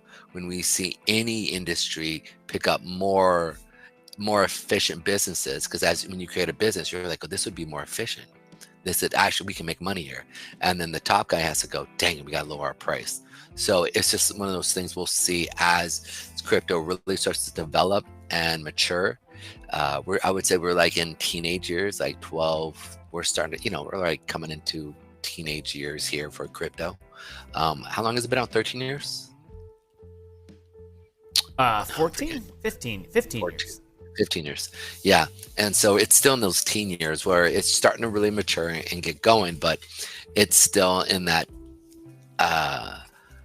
pre-adolescence. We're not mature, I would say. We're not like a 30-year-old male, right? 35-year-old male. A big difference between a 15-year-old and a 30-year-old. So I expect that over the next 5 to 10 years, really to see those fees drop. But even then, I mean, if you're still paying, I think in 20, 30 years, or in 15 years, we're going to see, a Bitcoin at, $1 million. I think easily. I mean, well, I think in the bull market, that is, give me 1 second. The bull market hear of some 30 construction noise today. Recently, you've had construction at your window. Today, I have a big, giant asphalt eating machine outside. I feel bad for him. So, like, this time around, we'll see a Bitcoin between 250, 300,000. Next bull market, which is going to be in 32. If Trump just kills his presidency, and then whoever is VP or if Mark Rubio runs, those guys they're going to be pro Bitcoin. And so we will see a 500,000, if not 600,000 BTC then for that bull run. And then I think in 26 to 30, we could see a 1 million plus Bitcoin. Now, granted, that's 15 years from now. But if you're buying at these levels of $100,000, and we see it just jump like nobody's business over the next 15 years, the maturity level of this Bitcoin will just be, like I said, like a 30-year-old man versus a 15-year-old man, or a 15-year-old adolescent. Pedro. So that's what I expect. Yep. After an hour into the show or so, I get a little tired. Need a little boost. Mm-hmm. Uh-oh, it's doing that thing again. Yeah. But they're not giving us it? No, it's periodically it has cancellations limit hit, cannot issue a new deliverable for this campaign and content. All right, it's every once in a while the ad. We were supposed to do an ad for 1775 coffee right now. But every once in a while the Rumble interface crashes and it We just had it doesn't. last Friday. We had that a couple times. Yep, and you hit the start button and it says, sorry, you've canceled too many times, even though I've never canceled anything. So Yeah, we're not what's going up with that? So but then they won't serve us any more ads here the rest of the day, I bet. All right. Anyway, well, let's move on with what we were talking about. Supposed to have earned 24 cents there. Send that in. Said we wanted 24 cents. I did last time. But anyway, ladies and gentlemen, for those of you watching on Rumble, as always, we like to say, remember, you don't need to pay to watch Rumble, as you know. And even if you get an account, you don't need to pay. You can pay the $99 fee to have view premium content and no ads and that kind of stuff. But signing up and getting an account allows you to hit our like button and follow us, and that really helps us out. It also allows you to comment and ask questions. We are an interactive show, as you can see here. Talk to the audience, and we'd like everyone to be part of the show that's watching us. And frankly, they've thrown a new creator bogey at us by saying we have to have so many unique chatters a month, and so we need our viewers to chat with us, and then we can stay in the creator program and read these wonderful ads to you, and become part of the Rumble ecosystem. So thank you to everyone that's watching. If you just want to watch us, thanks you. We thank you for your engagement. But if you can, open an account and follow us. We'd really appreciate it. Yeah, absolutely. We got 14 people. Nice. So let's go ahead and look at this movement here. So as Bitcoin starts to climb here up into these upper levels here, we talked about this acting as a resistant level, but the fact is that we consolidated among this level here for so long. We should eat through this level here, that 119, 120 area, or the 114 through that, or the 115 through the 120 area, because we spent so much time hitting it, coming back down, hitting it, coming back down. That I'm pretty sure that that round number there is probably no longer a round number. It's already been eaten through. So I'd expect it to go up even further. Go ahead. Hey, Joe, all the things that you've been teaching me and we've been talking about over the past while and the things I've been learning, at no point does any of it apply, as far as I can tell, apply to when you're at an all-time high every day. Obviously, the things talking about looking for retracement in areas, which you have lined up there accordingly, that's one thing. But if it's just going up, what do you do? You just sit and wait for the retracement? I mean, you either get on the long platform and go for it, or you just sit around and wait. No, so we've talked about when a market is trending, to follow it as a pullback, whatever trending mechanism you use. So for example, this area right here, as we started to push up, we saw that it started staying above the 8-period moving average, and a lot of the other moving averages were supporting it. And so you can see as it pulls back into it, you follow the trend, just like how I use on a higher time frame, right? Well, when you add all-time highs, a lot of the times is you'll run out of sellers as you keep moving up because everybody's buying, and so the market will pull back to go through to move back up. That's important. So on those pullbacks, what you do is, I personally look for higher time frames. That's why you see me comb through the higher time frames, and I look for pullbacks for me supporting levels. You have dynamic levels that I use called moving averages, and then I use static levels that are zones, right? And so I use those two for pullback areas on smaller time frames. I can go long. Now, again, if I am looking to go long because the market is moving up, I am looking for a trend. And I know for me, confirming however way you use to confirm your trend, whether that's through I'm trying to think, like if it's above the VWAP, right, that middle line, that means that's your trend. You want to go up with it, especially on all-time highs. You just keep making sure that you're going up because the market it's in a bull stage, so you go long with it. That's it. That's really all you're looking to do, and just make sure that you have a thought out plan of what is a trending market. And then as that trending market is moving up, you need triggers. Those triggers for me is one that could pull back to the 8-period moving average, right? As we saw volume come in, we came in on the open, right? Right here at 12, boom, 11 o'clock, started pushing up right here. And here's the 12 o'clock move. We saw it push up and go, okay, cool. Same thing for the 6:30, right? Open. We saw market start to push up. We saw it correlate it, and so that would have been an indication for you. Hey, look, the market is starting to trend up. Let's go long. Here's our 12 o'clock push up. Here's your 6:30 right here. All right. Okay. 9. So it'd be about right here. You see the market. Of Wall Street. I didn't mean to press that. Sorry. So loud, dude. Holy crap. Jesus Christ! All right. He's a good God. Sorry, everybody. I was trying to scroll and accidentally pressed the soundboard button for Wolf of Wall Street, and then couldn't help it when Pedro said, Jesus Christ, I had to do Rick and Morty. Yes. All right, so you can see here that as it was already trying to find support, but right here is when you would have been looking. Look, we're starting to see it go up. We're seeing a trend on that 8 period is starting to hold. This is where you look in. You can see primarily buyers wicks, no seller wicks as we're moving up, which indicates that it should continue going up. So you can see here, we'd have been looking to capture this movement up. You saw the volume coming in at 12. You see here that this one red candle had super low red volume. So from that moment on, you're like, yeah, my mindset is to go long here. So then boom, you see this push up, right? Right here, similar situation. You can see right here. Right, 6 o'clock.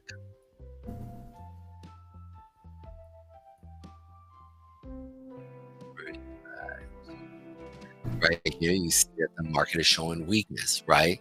And so you can see here as it's starting to break through, we're not watching it, but sure enough, once we saw that seller wick come in here, we saw it come back. There's no demand wicks at these lower bottom ones, and we're seeing it come up to cap at 8. To me, I'm saying it's going down. My stop goes above the 8 right here, and you can see as it continues down. Once we break that 8 again, I'm stopping out. I'm getting out of that market. Right, but again, you see profit from around that 17,477 area to about 17,158. If you're trading on a futures market, that's a good money right there. You know that even though it doesn't seem like that much, that's a decent amount of money where you're putting in your pocket, and over enough period of time, compound interest takes care of itself. So, yeah, but now we're starting to show strength here as we're starting to push up. Right, so you want to wait until we see a good amount of volume come in, find support on the 8 as we're starting to push up, and then go up with it. Right, so that's how you play this market. Now, I showed you on one time frame, but if you correlate the time frames with other higher time frames in the way I showed you, you can then basically bring confirmation with multiple time frames, which makes your move stronger, and especially when they come together. And you see them correlate time frames where it's like you have a 4-hour, a 2-hour, and a 1-hour all moving at the same time. This is that golden rate, that golden opportunity for you to kind of bring everything together. That's why I like looking at the hour chart. Gotcha. Hour chart around 11 o'clock, around 11 o'clock Eastern Standard Time. I like looking at that chart in 1 hour because that's when everything kind of comes together. What's up? What are you laughing at? I have the comment machine for Bloomberg's surveillance thing open over here, and when it moves, I think it's ours at the same time because they look similar. And some people were just there was a funny conversation on it that made me laugh about sometimes, as you know, sometimes not every guest you bring on the show is exactly how you think it's going to go. It's not as nice. It's not as it just doesn't go as well. And apparently there was just one in their comment machine is filled with, this guy's a clown, this type of stuff. And it was just a funny exchange. And someone said, well, they could go to Home Depot and get better people. And the other person said, no, all the people at Home Depot have been deported. Very much. Sad. You know, there's frustration there because it's like, you know, they talked about going after the criminals and then they just went after, you know, kind of law-abiding criminals in a sense, where it's like, even though they were criminal coming over, like these were the people just looking to get ahead, you know. And so I just, I get frustrated to no end here, Pedro, with it, because I'm just gonna say, when I ran a company and I had to, every person I hired, I had to verify their social security number and eligibility status with the federal government. And his phone number you call, it's an automated system. I'm sure it's web-based now. And if I didn't do that, and I get audited for some reason or another by a federal contracting agent, it was bad shit, you know? And there's all these, like the farm industry is like, oh my God, what are we gonna do? We hired all these illegals and now they're not here. This kind of stuff. The farmer's committing a felony each time he hires one of these guys and doesn't verify their work status. I understand a lot of them use fake social security numbers and you can't do anything about that until the federal government got the facial recognition and all that shit going. But instead of creating this problem where they essentially create the supply or the demand to bring in people to come here and get jobs, and then prosecute them for coming here. You know, they didn't come here for no reason. They came here because their brother said, got job in U.S., got a job, good monies. And so they came here because there was a need for the jobs. Then we kick them all out. But all this thing could end is if they just enforce the rule saying, hey, if you hire an illegal alien, you could go to jail. And then this whole problem would stop. It would just come to a halt. And we've talked about this problem a lot on the air, and everyone has at length. But if there's a demand, the market will always supply the demand. You see that in drugs, in booze, you know, all these things, illegal handguns. If people want to buy it, someone's going to sell it to them. And if people are advertising for jobs that other people won't do it, someone will come from somewhere and do the job. That's what happens. And so all you have to do is hold restaurateurs and the agriculture community and stuff, just say, hey, you're going to go to jail if you hire these people. It's actually the law. You can get fined massive amounts of people. Like the first time it's like, oops. Second time it's like, that's bad. Third time it's whoop, off to the clink. And they don't do that. It would place the burden of this where it should be. It should be, hey, don't break the law. That includes you, Americans, too. Like they say, all these Mexicans and Guatemalans, Venezuelans are breaking the law by coming here. Every one of these companies that hires them is breaking the law. Yet no one's out here saying those guys are criminals. And they are. The managers that knowingly hire, not the ones that say, oh, God, I used a fake number. It drives me crazy. I went off on a side tangent there because I read another article on this. Baby Draco, welcome to the house. Cool shirt. Yes, it's my Cubs baseball shirt. And it's a little big here, but had it a number of years. And usually had it since I was 12. And usually I wear it open like a true baseball fan down to my navel, but not for the show. That's funny. Go San Francisco Giants. Infinite. So let's talk about. Sorry, Pedro. Go ahead. That's right. So let's talk about where we're seeing XRP. I think XRP very much could bust through that all-time 330 area, especially if we really start to see it get up and go. Expect what we're going to expect at the beginning of next week. Either we could have a consolidation period for XRP, and what that would cause is basically a buildup of steam, and to see it continue up, and we could see it blow through by the end of the month. But at the same time, you also want to be mindful that this could be just that smaller candle that really starts to accelerate it as we start to move into this bull run. So we all know, like, there's that extended candle that looks big, right? right here, like here, like this part right here, like right at the beginning here, right? Yep. On 30 cents, right? And there's this big, this big candle was nice, right? But then there's the key though. This candle was just as big, and then this is when it really started to excel, right? Where all of a sudden we see now, it's 10 times the amount of what it was at the lower part here, and there's that initial candle. In the same sense, we also saw back here where you have the initial candle where it looks big. You're like, oh, we're breaking out, and then the next candle just explodes, right? So is this that small candle that looks big right now compared to the next real when we're reaching for that $6 mark?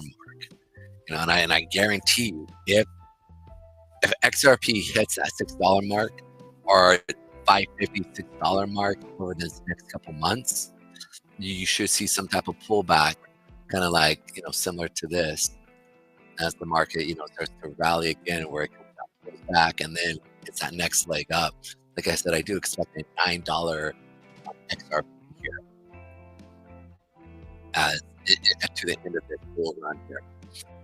The other one that I'm looking for is sorry, I got my nose itching. Where was it? Matic. Matic was one of those ones that Matic is part of the strategic reserve polygon here, and we've seen this kind of pull back here.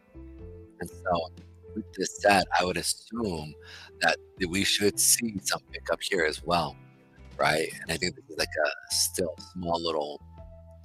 It's small. I think it's small right now comparatively to what I expect to see it really get up and go to. And so, I think personally that $1.29, right, is easy. I think we could easily see it get up to there, that $1.29, if not much further. And we've seen that huge pullback here. And over the last few days, just look at the amount of volume comparative to what we're seeing. I mean, this is a big deal, right? Look at that volume. Look at that compared. Right? That's a big deal. It's a real big deal there. And you can see here that the amount of volume there is pretty decent comparatively, right? For just the start of this push up here. That's why I'm definitely looking at Matic. And I mean, it's something you could play on the futures market as well. That perpetual future, go in, buy it, make sure you leverage it right. But you can definitely see it start to get up and go. So go Jays, go Jay baby. Mike, I'm going to a Blue Jays game in August here. Gonna trolley on down to Toronto, as they say, and hit a Blue Jays game with my buddy whose birthday it is and our wives. Should be fun. I don't think I've been to a baseball game in all the years that I've been in Canada. I don't think I've been to a baseball game in Toronto. Now, it's really interesting as we're talking about this. So the U.S. Director of Digital Assets says, huge week ahead. Time to make America the crypto capital of the world. And I'm watching all of this volume starting to really come in. We talked about this. It's crypto week next week. The federal government is deemed, and Congress has deemed the 14th through the 19th as crypto week. Oh, really? Yeah. Maybe they'll have B-2 bombers fly over Congress or something like that. Bo Hines and the David Sachs will get the F-32s or F-35s and F-22s out and fly them around or something. I don't know. But they're planning on lots of events out here in Washington, D.C. For it. If you can believe it, we haven't been invited to any of them. That's interesting. It's actually really interesting. But we're seeing it come in. We're starting to see it come in, and I think Tom is about to get raided by the CIA. So he's got to let them in real quick. Nah, I'm just playing. There we go. We can see here also. You heard what I said. Sorry, the construction outside is that they didn't make us move our cars from one side of the street, but it looked like they were throwing concrete in the air that would land on our cars. Nice. That's real fun. Not the case. This is also Cardano. Cardano is another one I think is like that hidden gem. Cardanzo in the house. Cardano, yeah, getting up to that $3 mark could be fairly easy at this level here. They literally came in, and you can see right here, it's hitting hard here on this 200 period moving average, and it's showing strong. If we're able to close up at these levels here this week, yeah, I mean, we got to stay above that 73 area here. If we do, we stay above that 75 area, we close above that 200 period for the week. Expect next week Cardano. I was about to say Cardano. Hard to say it correctly, isn't it? Yeah, it's stuck in your head now, the way that it's wrong. But the late and great, who's the one who said that? Cardanzo? It doesn't even matter. All I'm saying is if we close above that 75-cent area for the week, I'm expecting us to touch that $3, $4 area to come in real quick. We'll have some supply area here, but that 200 period moving average is a solid area. So I'd expect to play it. Also, if we do close above that, next week we'll hit that supply area here, or this liquidity area. So expect the next one to play off of this. But I believe it's going to blow through this area and get up to 118. It should be a real quick thing because we've already traded through here. This was when we had the market announcement for the crypto reserve, which is around that mark area. This is where we've been trading in the initial. You saw how the market makers pushed it up, came back down, bought more here, let it come back down, bought more here. So I'm expecting this to push back up now that we're kind of in the later part, that second half of the year, to really start with this bull run. So I'm excited about what we're seeing right now. We've been talking about this now for about a week and a half, 2 weeks. We went over the smaller coins in preparation, and we went over those yesterday as well in preparation for this big, massive move. So, like from a leverage standpoint, those meme coins that have, are sitting in between, 200 million or 100 million to 500 million. I'm expecting to see those things get up to $5 billion, $10 billion market cap. And really gets capitalized on a 20x, 30x, and obviously there's going to be other ones that are sitting around 30,000 to a couple million that are going to just skyrocket to $1 billion as well. So it's one of those things that I'm expecting to see. I am, and it's going to be fun. It's going to be really fun over the next 6 months. Solana. Cardanzo for the win. Cardanzo, Solana starting to show some strength here as well. It's hitting that 8 period and was trying to climb above it today, but again, if you look at the higher time frame, that's really what it's fighting with. It's fighting with that 8 period moving average on the monthly, and the weekly is fighting with that 50. So again, we're playing around here. I'm actually going to remove some of these lines here now. We've traded through them quite a few times. And so now I'm looking primarily as a pullback area here for Solana. Solama. Obama Solama. Obama Solana. So yeah, I would expect to see a pullback here. Right now we're still fighting with this area here, but we'll probably trade through it. You can just see we should clear above average on volume on this week. So if we get above last week's volume, right, with buyer volume, and I mean, we're towards the end of the weekend, so we'll see what happens. If you can see it get above or at the same amount of volume we saw from last week, then I would expect to see this thing really take off.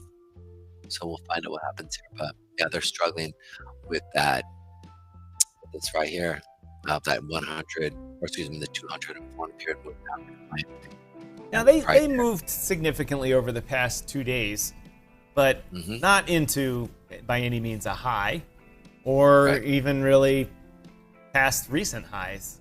So they did not partake as much as Ethereum and Bitcoin in this recent run up in and Matic as well as ADA. You know what I'm saying? They've kind of tapered off. I guess that's a good one we should look at is the total crypto market. what the total market cap is? Oh yeah, we can just check it out here real quick. Here we go. Crypto market cap, total market, crypto total market cap excluding, no, not BTC. Market No, just cap. no exclusions, just everything. Yeah, we're sitting about we're 3.6 trillion right now, or almost 3.7 trillion dollars. Yeah, so we're. How much in the past right 2 there. days is it, or 3 days has it gone up here? It has gone up from 32 to 69. So 32 would be $400 billion, something like that. 10. So about 10%. It's gone up 10-12% over the last 2 days, right? Because it was 32 or 332. Now it's 369. 30 cents would have been 10% of this, and so it's gone up about 34 cents here. 37 cents here. So it's one of those things that we could definitely see the crypto market starting to get going, and you can see the increase in volume overall. You can see that. I mean, it's very clear, very, very, very clear here, and you can see, like, I want to make sure you guys can see this here. Okay. Oh man, you can.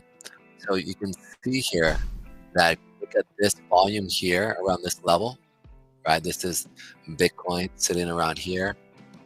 We haven't necessarily had that high yet, right?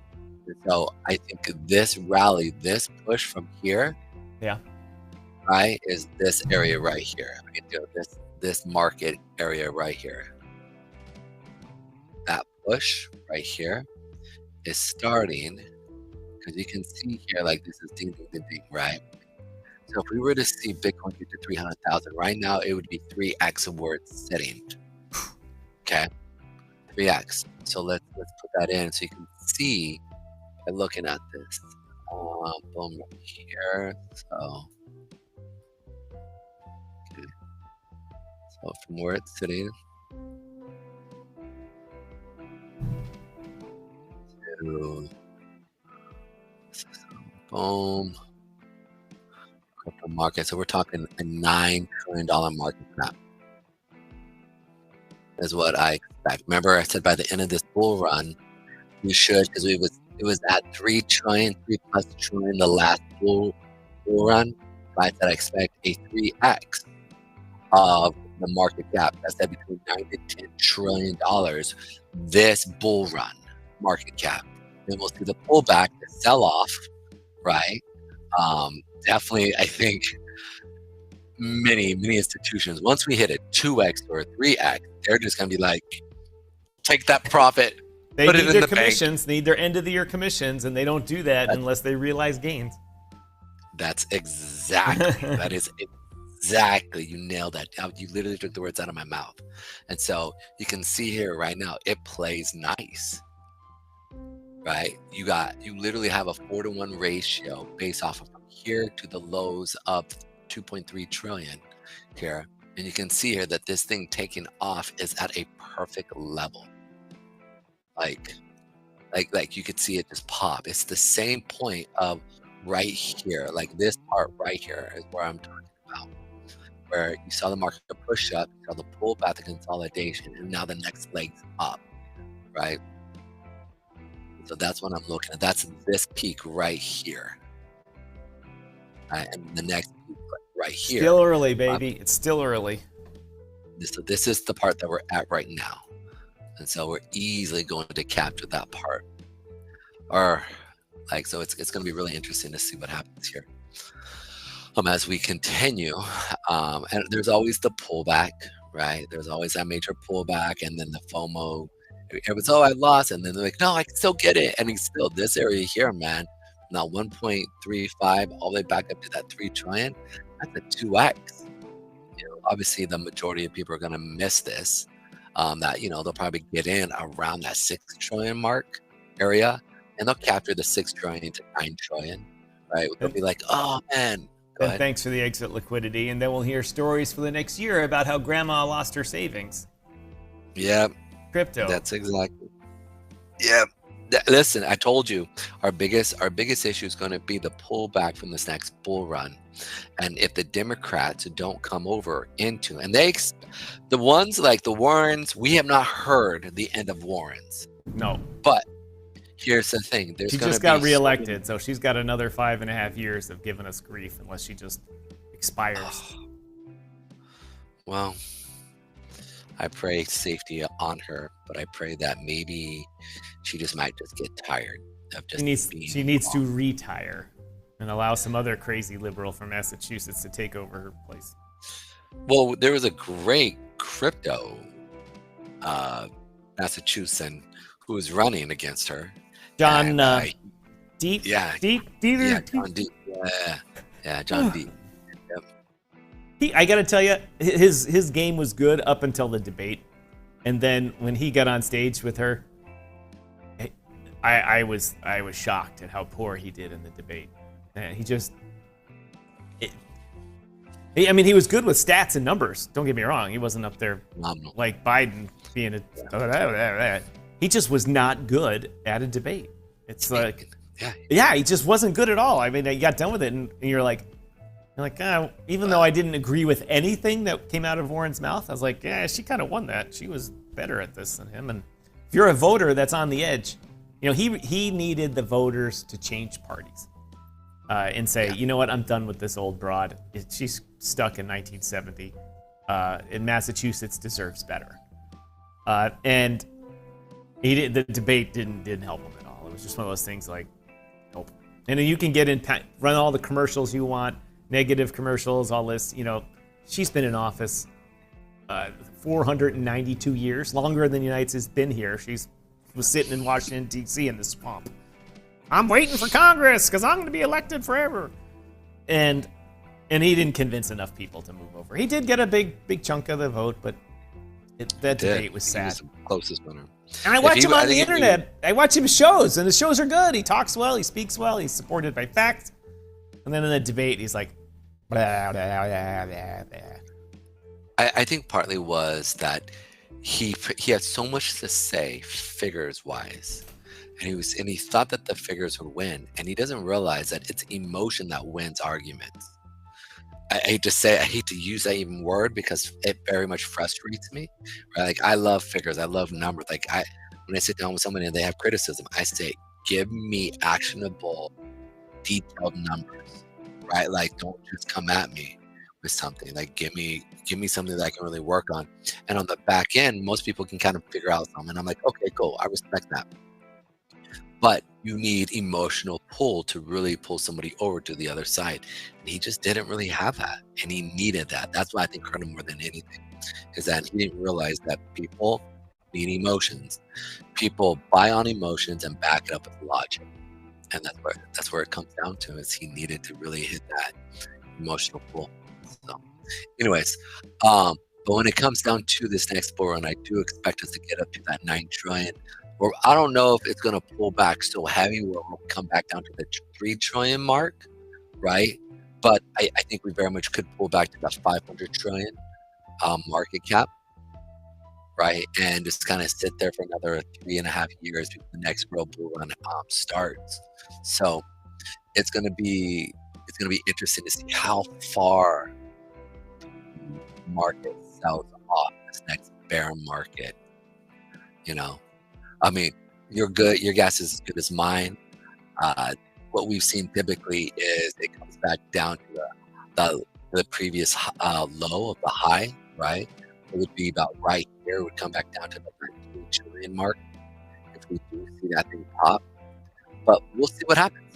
We will see what happens as this market starts to get up and go, and we start to see it really just catch wings. We'll see. But I'm almost positive that 9 trillion mark, this bull market will hit that $9 to $10 trillion market cap, and I'm kind of excited about that. Really excited. Let's see. I was just looking through my news articles that I had, and I don't really have any other good ones for this Friday here. Well, let's talk about the one that that I sent you. Did you read through that? It depends when you sent it to me.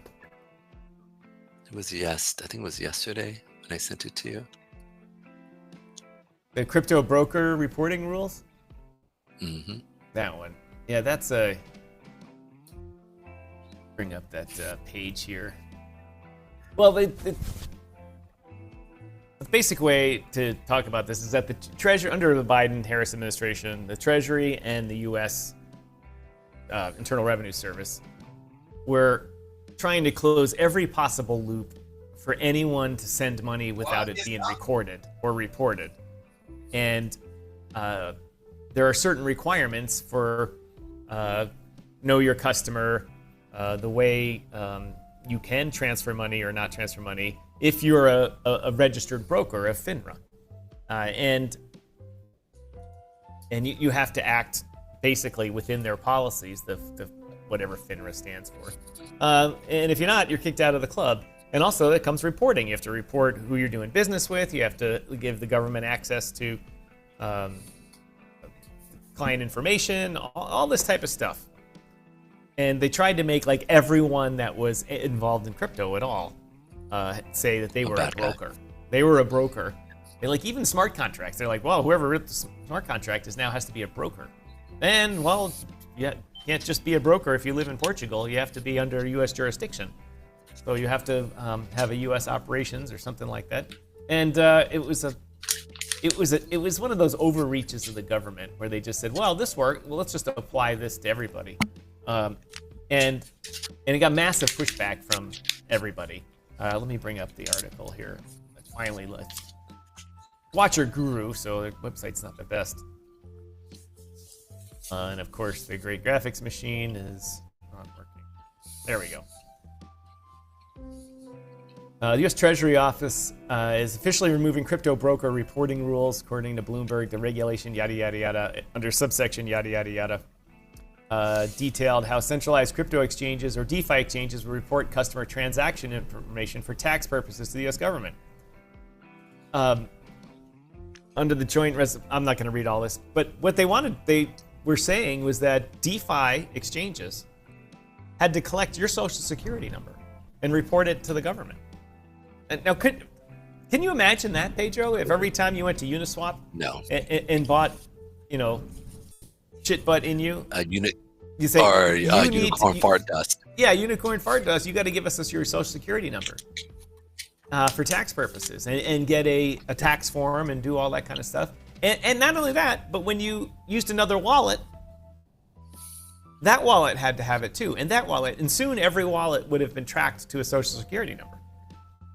And the whole, not only the whole industry, but they pushed back saying it's actually not possible. These smart contracts obey no borders, and Americans can use them if they want. You can't ban us from using these things, and so you can make it difficult for us, but you can't ban it. It was one of those things that the government tried to push on us because they knew, and Elizabeth Warren and crew knew, would be so burdensome if they got it passed that these people would be forced to just say, I'm not going to allow this to happen in the U.S. But as we know, as we had this conversation earlier, if there's demand, there will be supply. Unless it's artificially held down.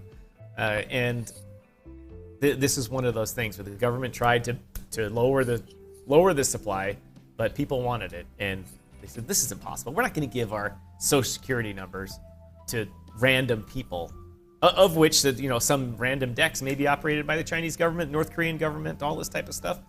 And why would we give our social security number? And the government had to relent. It says the move is the latest in a series of pro-crypto initiatives passed by the U.S. government. The Department of Treasury and the IRS hereby remove this final rule from the Code of Federal Regulations and revert the relevant text back to that was in effect immediately prior to doing it. And so, from my perspective, Pedro, it's a really good thing. It's a good thing because this was clearly a regulation by enforcement issue or a regulation by bureaucracy. We're going to make sure, you can use it, but we're going to make it so difficult and so overly burdensome that those people are going to restrict Americans from using it, or you're just going to give up and say, forget it, I'm not doing it. And the government can try and force us to use their system as much as they want. But we developed this whole cryptocurrency thing. I shouldn't say we, I should say they or whomever. But we're in this industry, so I'll say we. Because we want an alternative. We want an alternative to what Elizabeth Warren wants. And we keep beating up on her because she represents the people that don't have a clue. And try and force the old way of doing things on the new way of doing things. And I understand there's a happy medium between everything. But these overly burdensome regulations. I mean, who thought of it? Who sat there and said, I want to be in that meeting? Well, we'll just make, they have to do a full KYC with every overseas DEX on the planet. Send their social security number, full ID, information, biometric, look this way, look that way. So we're essentially giving all our information to the North Koreans and the Russians. And what happened when that DEX gets hacked? They're all going to get hacked eventually, especially with all that great information about your info. Dude, I mean, if they can pick up a social security, they can open up credit cards. They can, I mean, the amount of stuff that they do is pretty ridiculous. So I don't know how the credit industry still even works. I mean, they rely on information that just about anyone can get. I mean, I used to have a U.S. government security clearance. In fact, I still have a Canadian one, but I used to have a U.S. government one for a long time. And all of my information was stolen from the U.S. government. And you have to write down everything you've ever done, just imagine everything that's ever happened in your life, where you've lived, jobs, contact info, people you've interacted with, everything. The Chinese stole all of that. They stole the whole JPass database of everyone that had a security clearance in the U.S. And so... When did they do this? Yeah, it's about 12 years ago or so. Years ago. And it was easy because they used that information then to run, everyone that's ever applied to come into China, say, oh, are you a spy? What are you doing? What are you doing here in China? Why do you have a security clearance? And it was. Well, what's interesting is this is when they were more friends than enemies right now. So I mean, that was under Obama, right? Whoever was president in 2012 or 2010, 11, 12, whenever that was. Yeah, that would have been Obama. Because 2008 was not Trump. Bush was leaving, right? And then Obama stepped in, and every time he talked, the market would tank. And then at the same time, the best part was that I used to run the security program for my company, the classified program, and the clearances and all that shit. And we had employed a guy that came in, and he said that he had a security clearance with the government previously. And so I ran his name through the system. I said, it doesn't come up with anything. He said, I had on a different system. I was like, I'm the guy that runs the systems. There is no different system. He goes, trust me, there's a different one. Well, he used to work for the CIA. And they manage it. They have a separate clearance system that they manage themselves.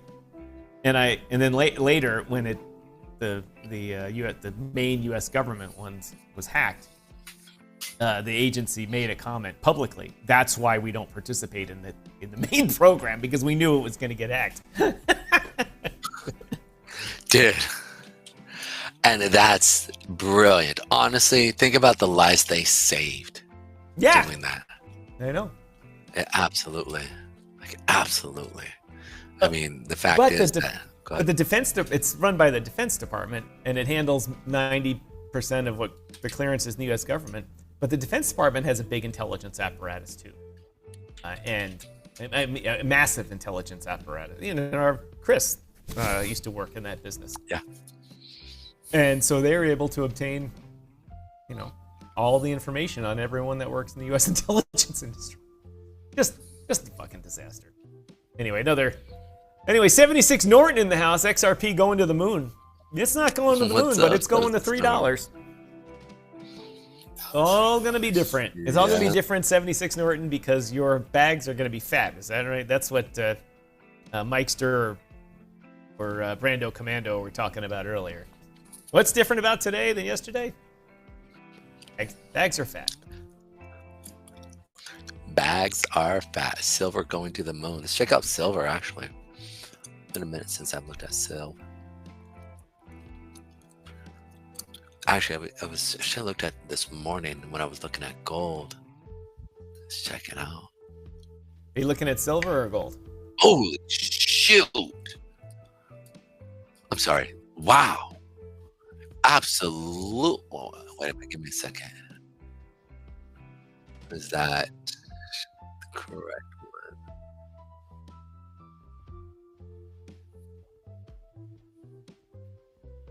You have AVAX up. I know. I'm looking for something else. I'm looking at the Chicago CME real quick. Right? Like I was like, holy crap. SI.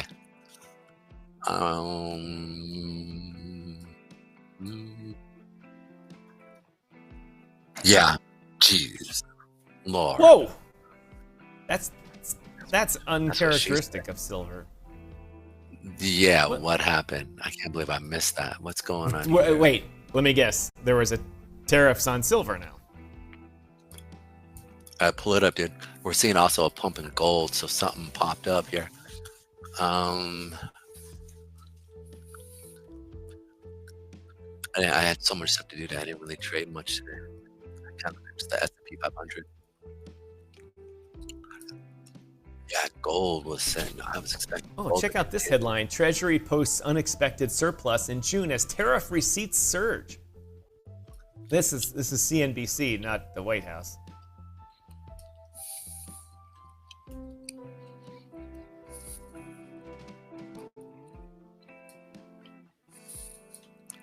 14 minutes ago, Trump escalates trade battles. Man, dude, it just skyrocketed. What do you got up now? Gold? Or Yeah. silver? Silver, sorry. It is. That's crazy, man. It literally in a day, it went how much? 7 to 30. 37 to 39. Wow. 5%, 6%. That's crazy. 76 is calling $50. $50 next. 76. No, and if we hit that, man, that's crazy. That will be such a. More inflation. Yeah. More of these things pump, the less Powell is in the committee is going to lower rates. That's how this works, ladies and gentlemen. Because all they're concerned about is inflation. In the pumping markets here, yay, gold's up, we're all making fat stacks of cash. Well, I'm not, because I'm not trading it, but gold and silver are at the base of the supply chain for a lot of industries.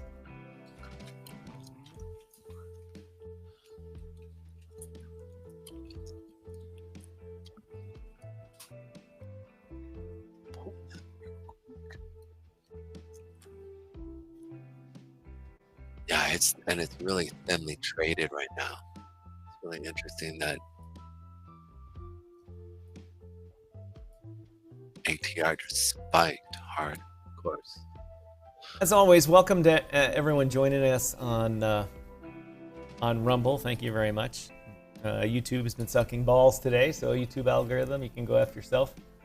But the Rumble algorithm's doing us well here, and I'm sporting my my Cubs baseball shirt here. It's Friday afternoon. It's gonna be a Cubs game on. Yeah, where they are. They might be in Minnesota. Anyway, but thank you for joining us. And if I could ask all of you to follow us, just open an account with Rumble, please. It's really simple. You just hit the join button. You can use your Google login or your Facebook login or whatever, or your email. You don't have to pay. Accounts are free with Google. I'm sorry, with Rumble. And by liking this video and following us, it really helps us out. We're trying to build our viewership here. We're trying to be the #1 crypto program on Rumble. And we can only do that with your help.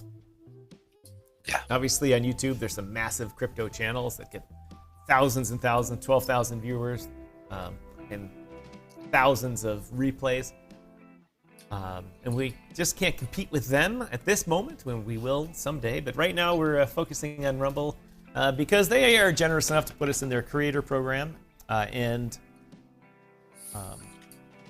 allow us to read these great ads for you patriots out there. Of which we can't read anymore today because the system went busted. Really want to read that 1775 coffee ad. It's still sitting there. It's teasing me right here on the studio. 30, dude. Maybe like ask him, is there a limit to how much we can actually see? No, I mean they put these things up there when you're eligible for them, and it's just not letting me pass the go button. Just the go button just says nope, nope. And it's not like the first go button, it's like the third one. First it's, yes, I'm interested in this one. Continue, and then it goes to the other one. Said, which side of the screen do you want your thing on? QR code. So I click that and go to the next screen and says, okay, start the ad. Accept. And then it goes, sorry, you've canceled it. I'm like, no, I haven't canceled it. Sad day. Wow, dude, when you look at this, they have that is a beautiful chart. Look at that hour chart on silver here. Look at that trend. Oh my goodness, that is a sexy. Look at that trend. Boom, boom. Oh my goodness, that is a major move. It's 25. It's literally $25 a tick, and to capture that whole entire move right there, man, over the last 2 days, it's a lot of money. Somebody made a lot of money. Dude, there's got to be another story behind silver. Because again, it was sitting in the supply area here for a minute. Somebody do something. Silver is undervalued. Yeah, it's very undervalued comparatively to gold. It's, what was it, 10 times undervalued to what gold is at right now? I got to tell you, when I used to work the gold and silver pits in New York, the gold pit was always crazy, just nuts. And the silver pit was right next to it. And it never had that mojo that the gold pit did, even though, a lot of silver was traded every day.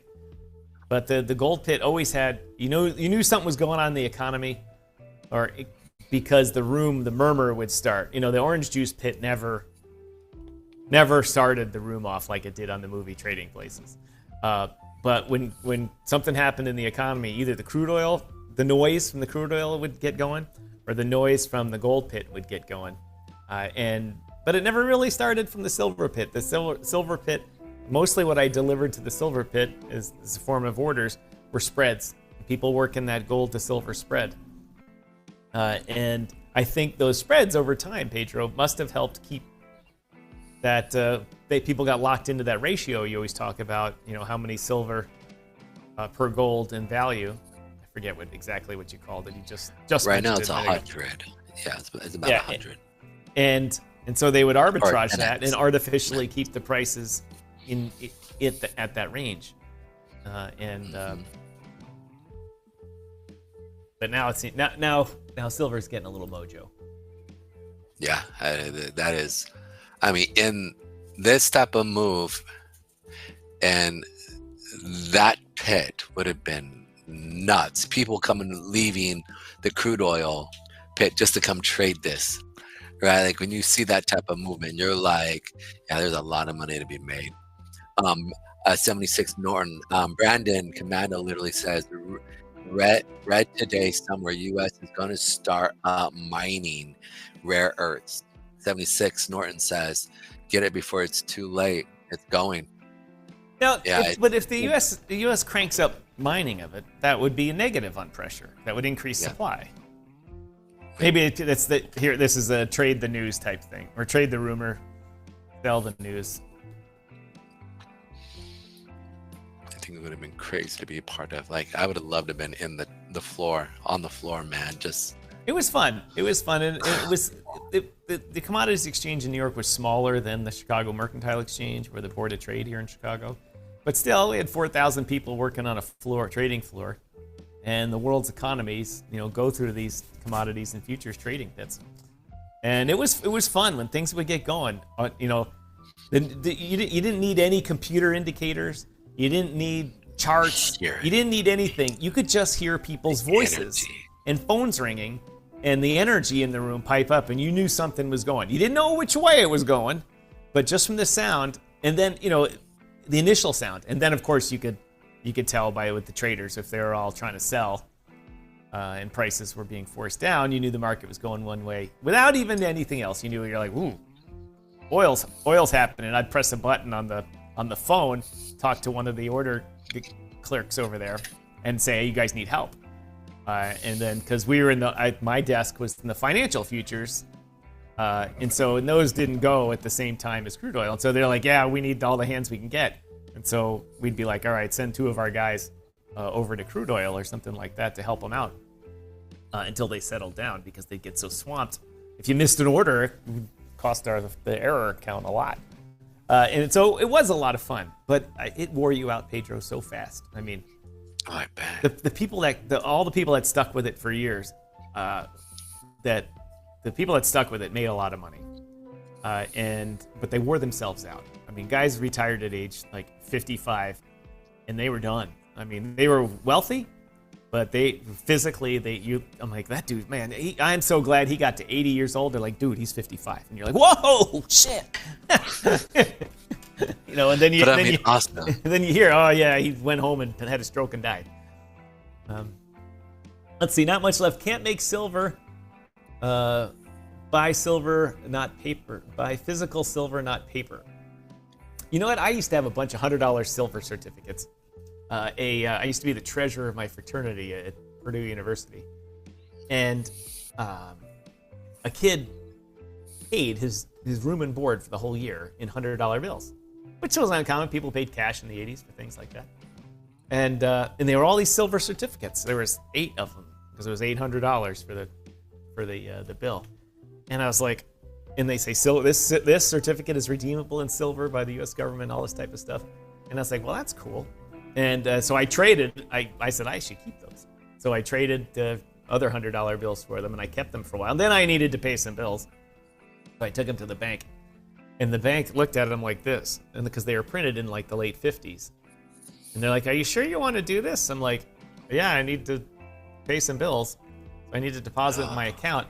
And they're like, all right, it's still legal tender. You obviously can't switch it for silver anymore. Right. But they were worth, those bills were worth a lot more money than, they were old silver certificate bills. They were worth about 150% of their face value. I just traded them. Yeah. You were just a kid. You didn't even know. But the best part, though, is that the kid that paid for him got him from his dad. And his dad had been hoarding these things for ages. Or his granddad, or something like that. And then they made them not transferable for silver. So not any good.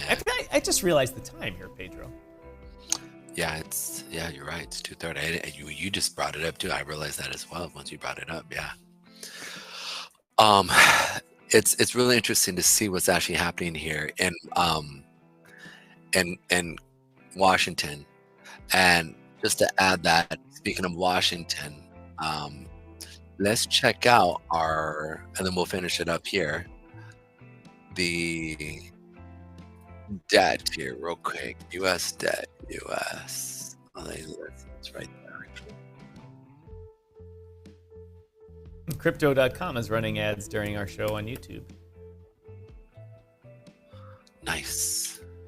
It seems that they're doing options on BTC on Crypto.com. Yep, they are.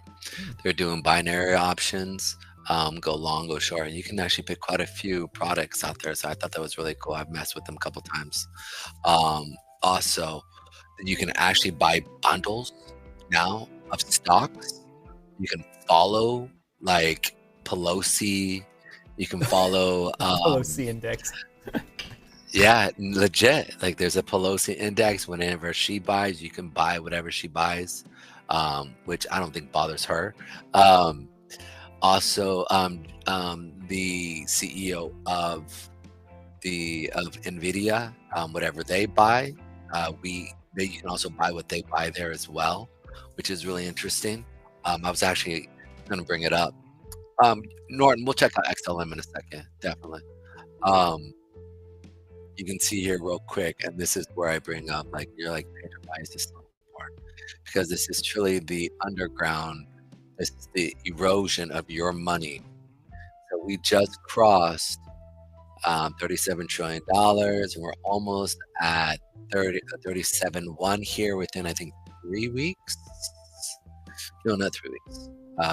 2 weeks. Damn, that shit's going up fast, man. 2 more trillion since when I last watched it, like a couple months ago. Yeah, literally. It's literally going up $1 trillion every 90 days. 90 days. This right here is not growing at that speed. This is what we need to see grow. And tell your congressman, call him up, call your senator, say this is important. We need to figure out a way to slow this down, and increase this quicker. Pedro, that's $11 billion a day in debt. I know. That's one Gerald Ford aircraft carrier every day. At $12 billion is what that thing costs. That's to the debt. Right here. You see that? I'd rather that go up than this go up right here. Interest on debt right here. Thank you. It's really bad. Really bad. And if this right here keeps going up, anyways, let's check out XLM. Pelosi better go bigger. Go digger her up. Better go digger up. Oh shoot, not Pelosi. I meant no. Nancy No, you're Pelosi, thinking of right? you're thinking Feinstein. Feinstein's Yeah, I was gonna say you got me. I was like, you got me tripping there for a second. She was also Feinstein. making some fat bank, I might add. Yeah, she retired very well. All right, Mike, or 76 Norton, we're going to cover Stellar, and then we'll finish up for the day here. Yeah, absolutely. So, XLM here. You can see, this is another big one. Whew, her too. Yeah, this thing. Dude. XLM saw the pop. And I used to own a lot of XLM, and I sold it all at 11 cents. Rock bottom. Not rock bottom, just at 11 cents. And in fact, I didn't sell it just because it's like, oh, I need to sell this crap. I needed to pay a bill, and I had that XLM. At the time, I was using XLM because it bridged between networks well, and you could use it to move it around easily because everywhere accepted it. I mean, all the different exchanges and blah blah blah and wallets. It was easy to move around, so I had a lot of it just for paying some bills. And I ended up selling it, and I was like, hold on to some of this. Yep. Yeah, it picked up, man. I mean, yeah, you can definitely see the amount of volume. You can see here, it blew through the 200-day period moving average, which meant it blew through the monthlies. So this thing, dude, the next level here is literally up to this level here, that's 78. So I'm going to remove this here real quick because we traded that already.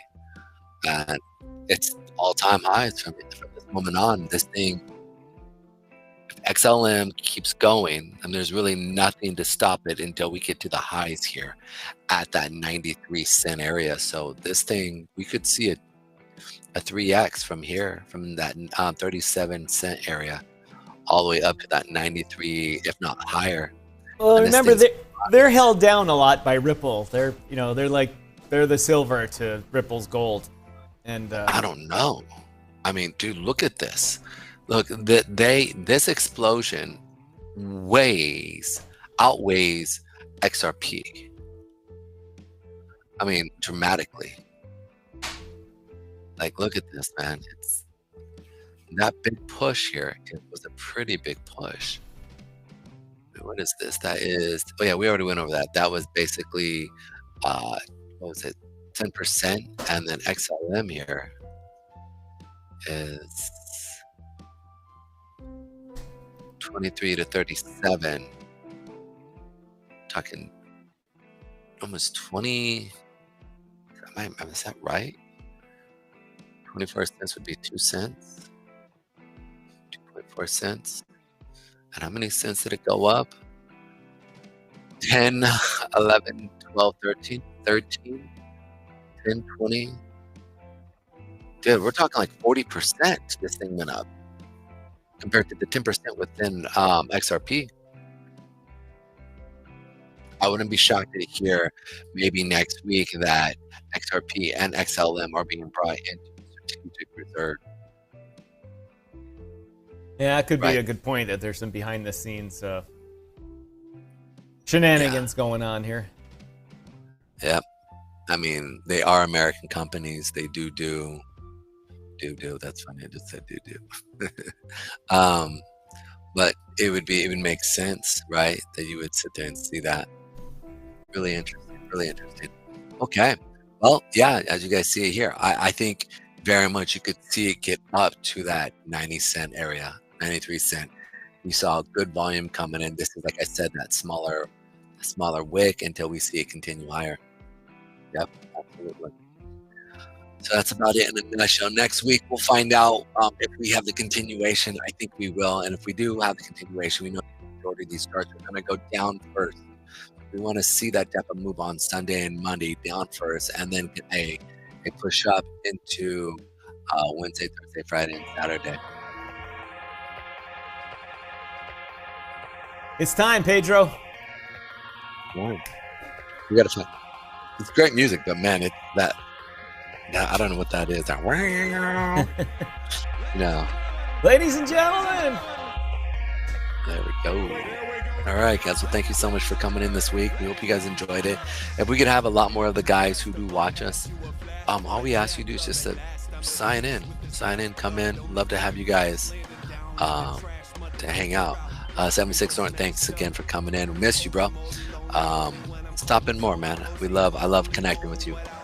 You always point out dope stuff. Dope stuff, everyone. We've had a good week this week. Bitcoin hitting its all-time highs, exciting the market, exciting the whole industry. Good things to come. Looking for a Bitcoin to just go to $900,000 tomorrow, right, everybody? Yes. Okay. XLM's going to go to $10. XRP is going to $100. Everything's going to be rosy. I might be using a little exaggeration here, anyone, but I tend to do that. Ladies and gentlemen, my name is Tom, otherwise known as Striking. The man in the box next to me is Pedro Garcia, the crypto chart analyst. You're watching DYOR Live here on the DYOR Media Network. We've had another great show. We will see you next week.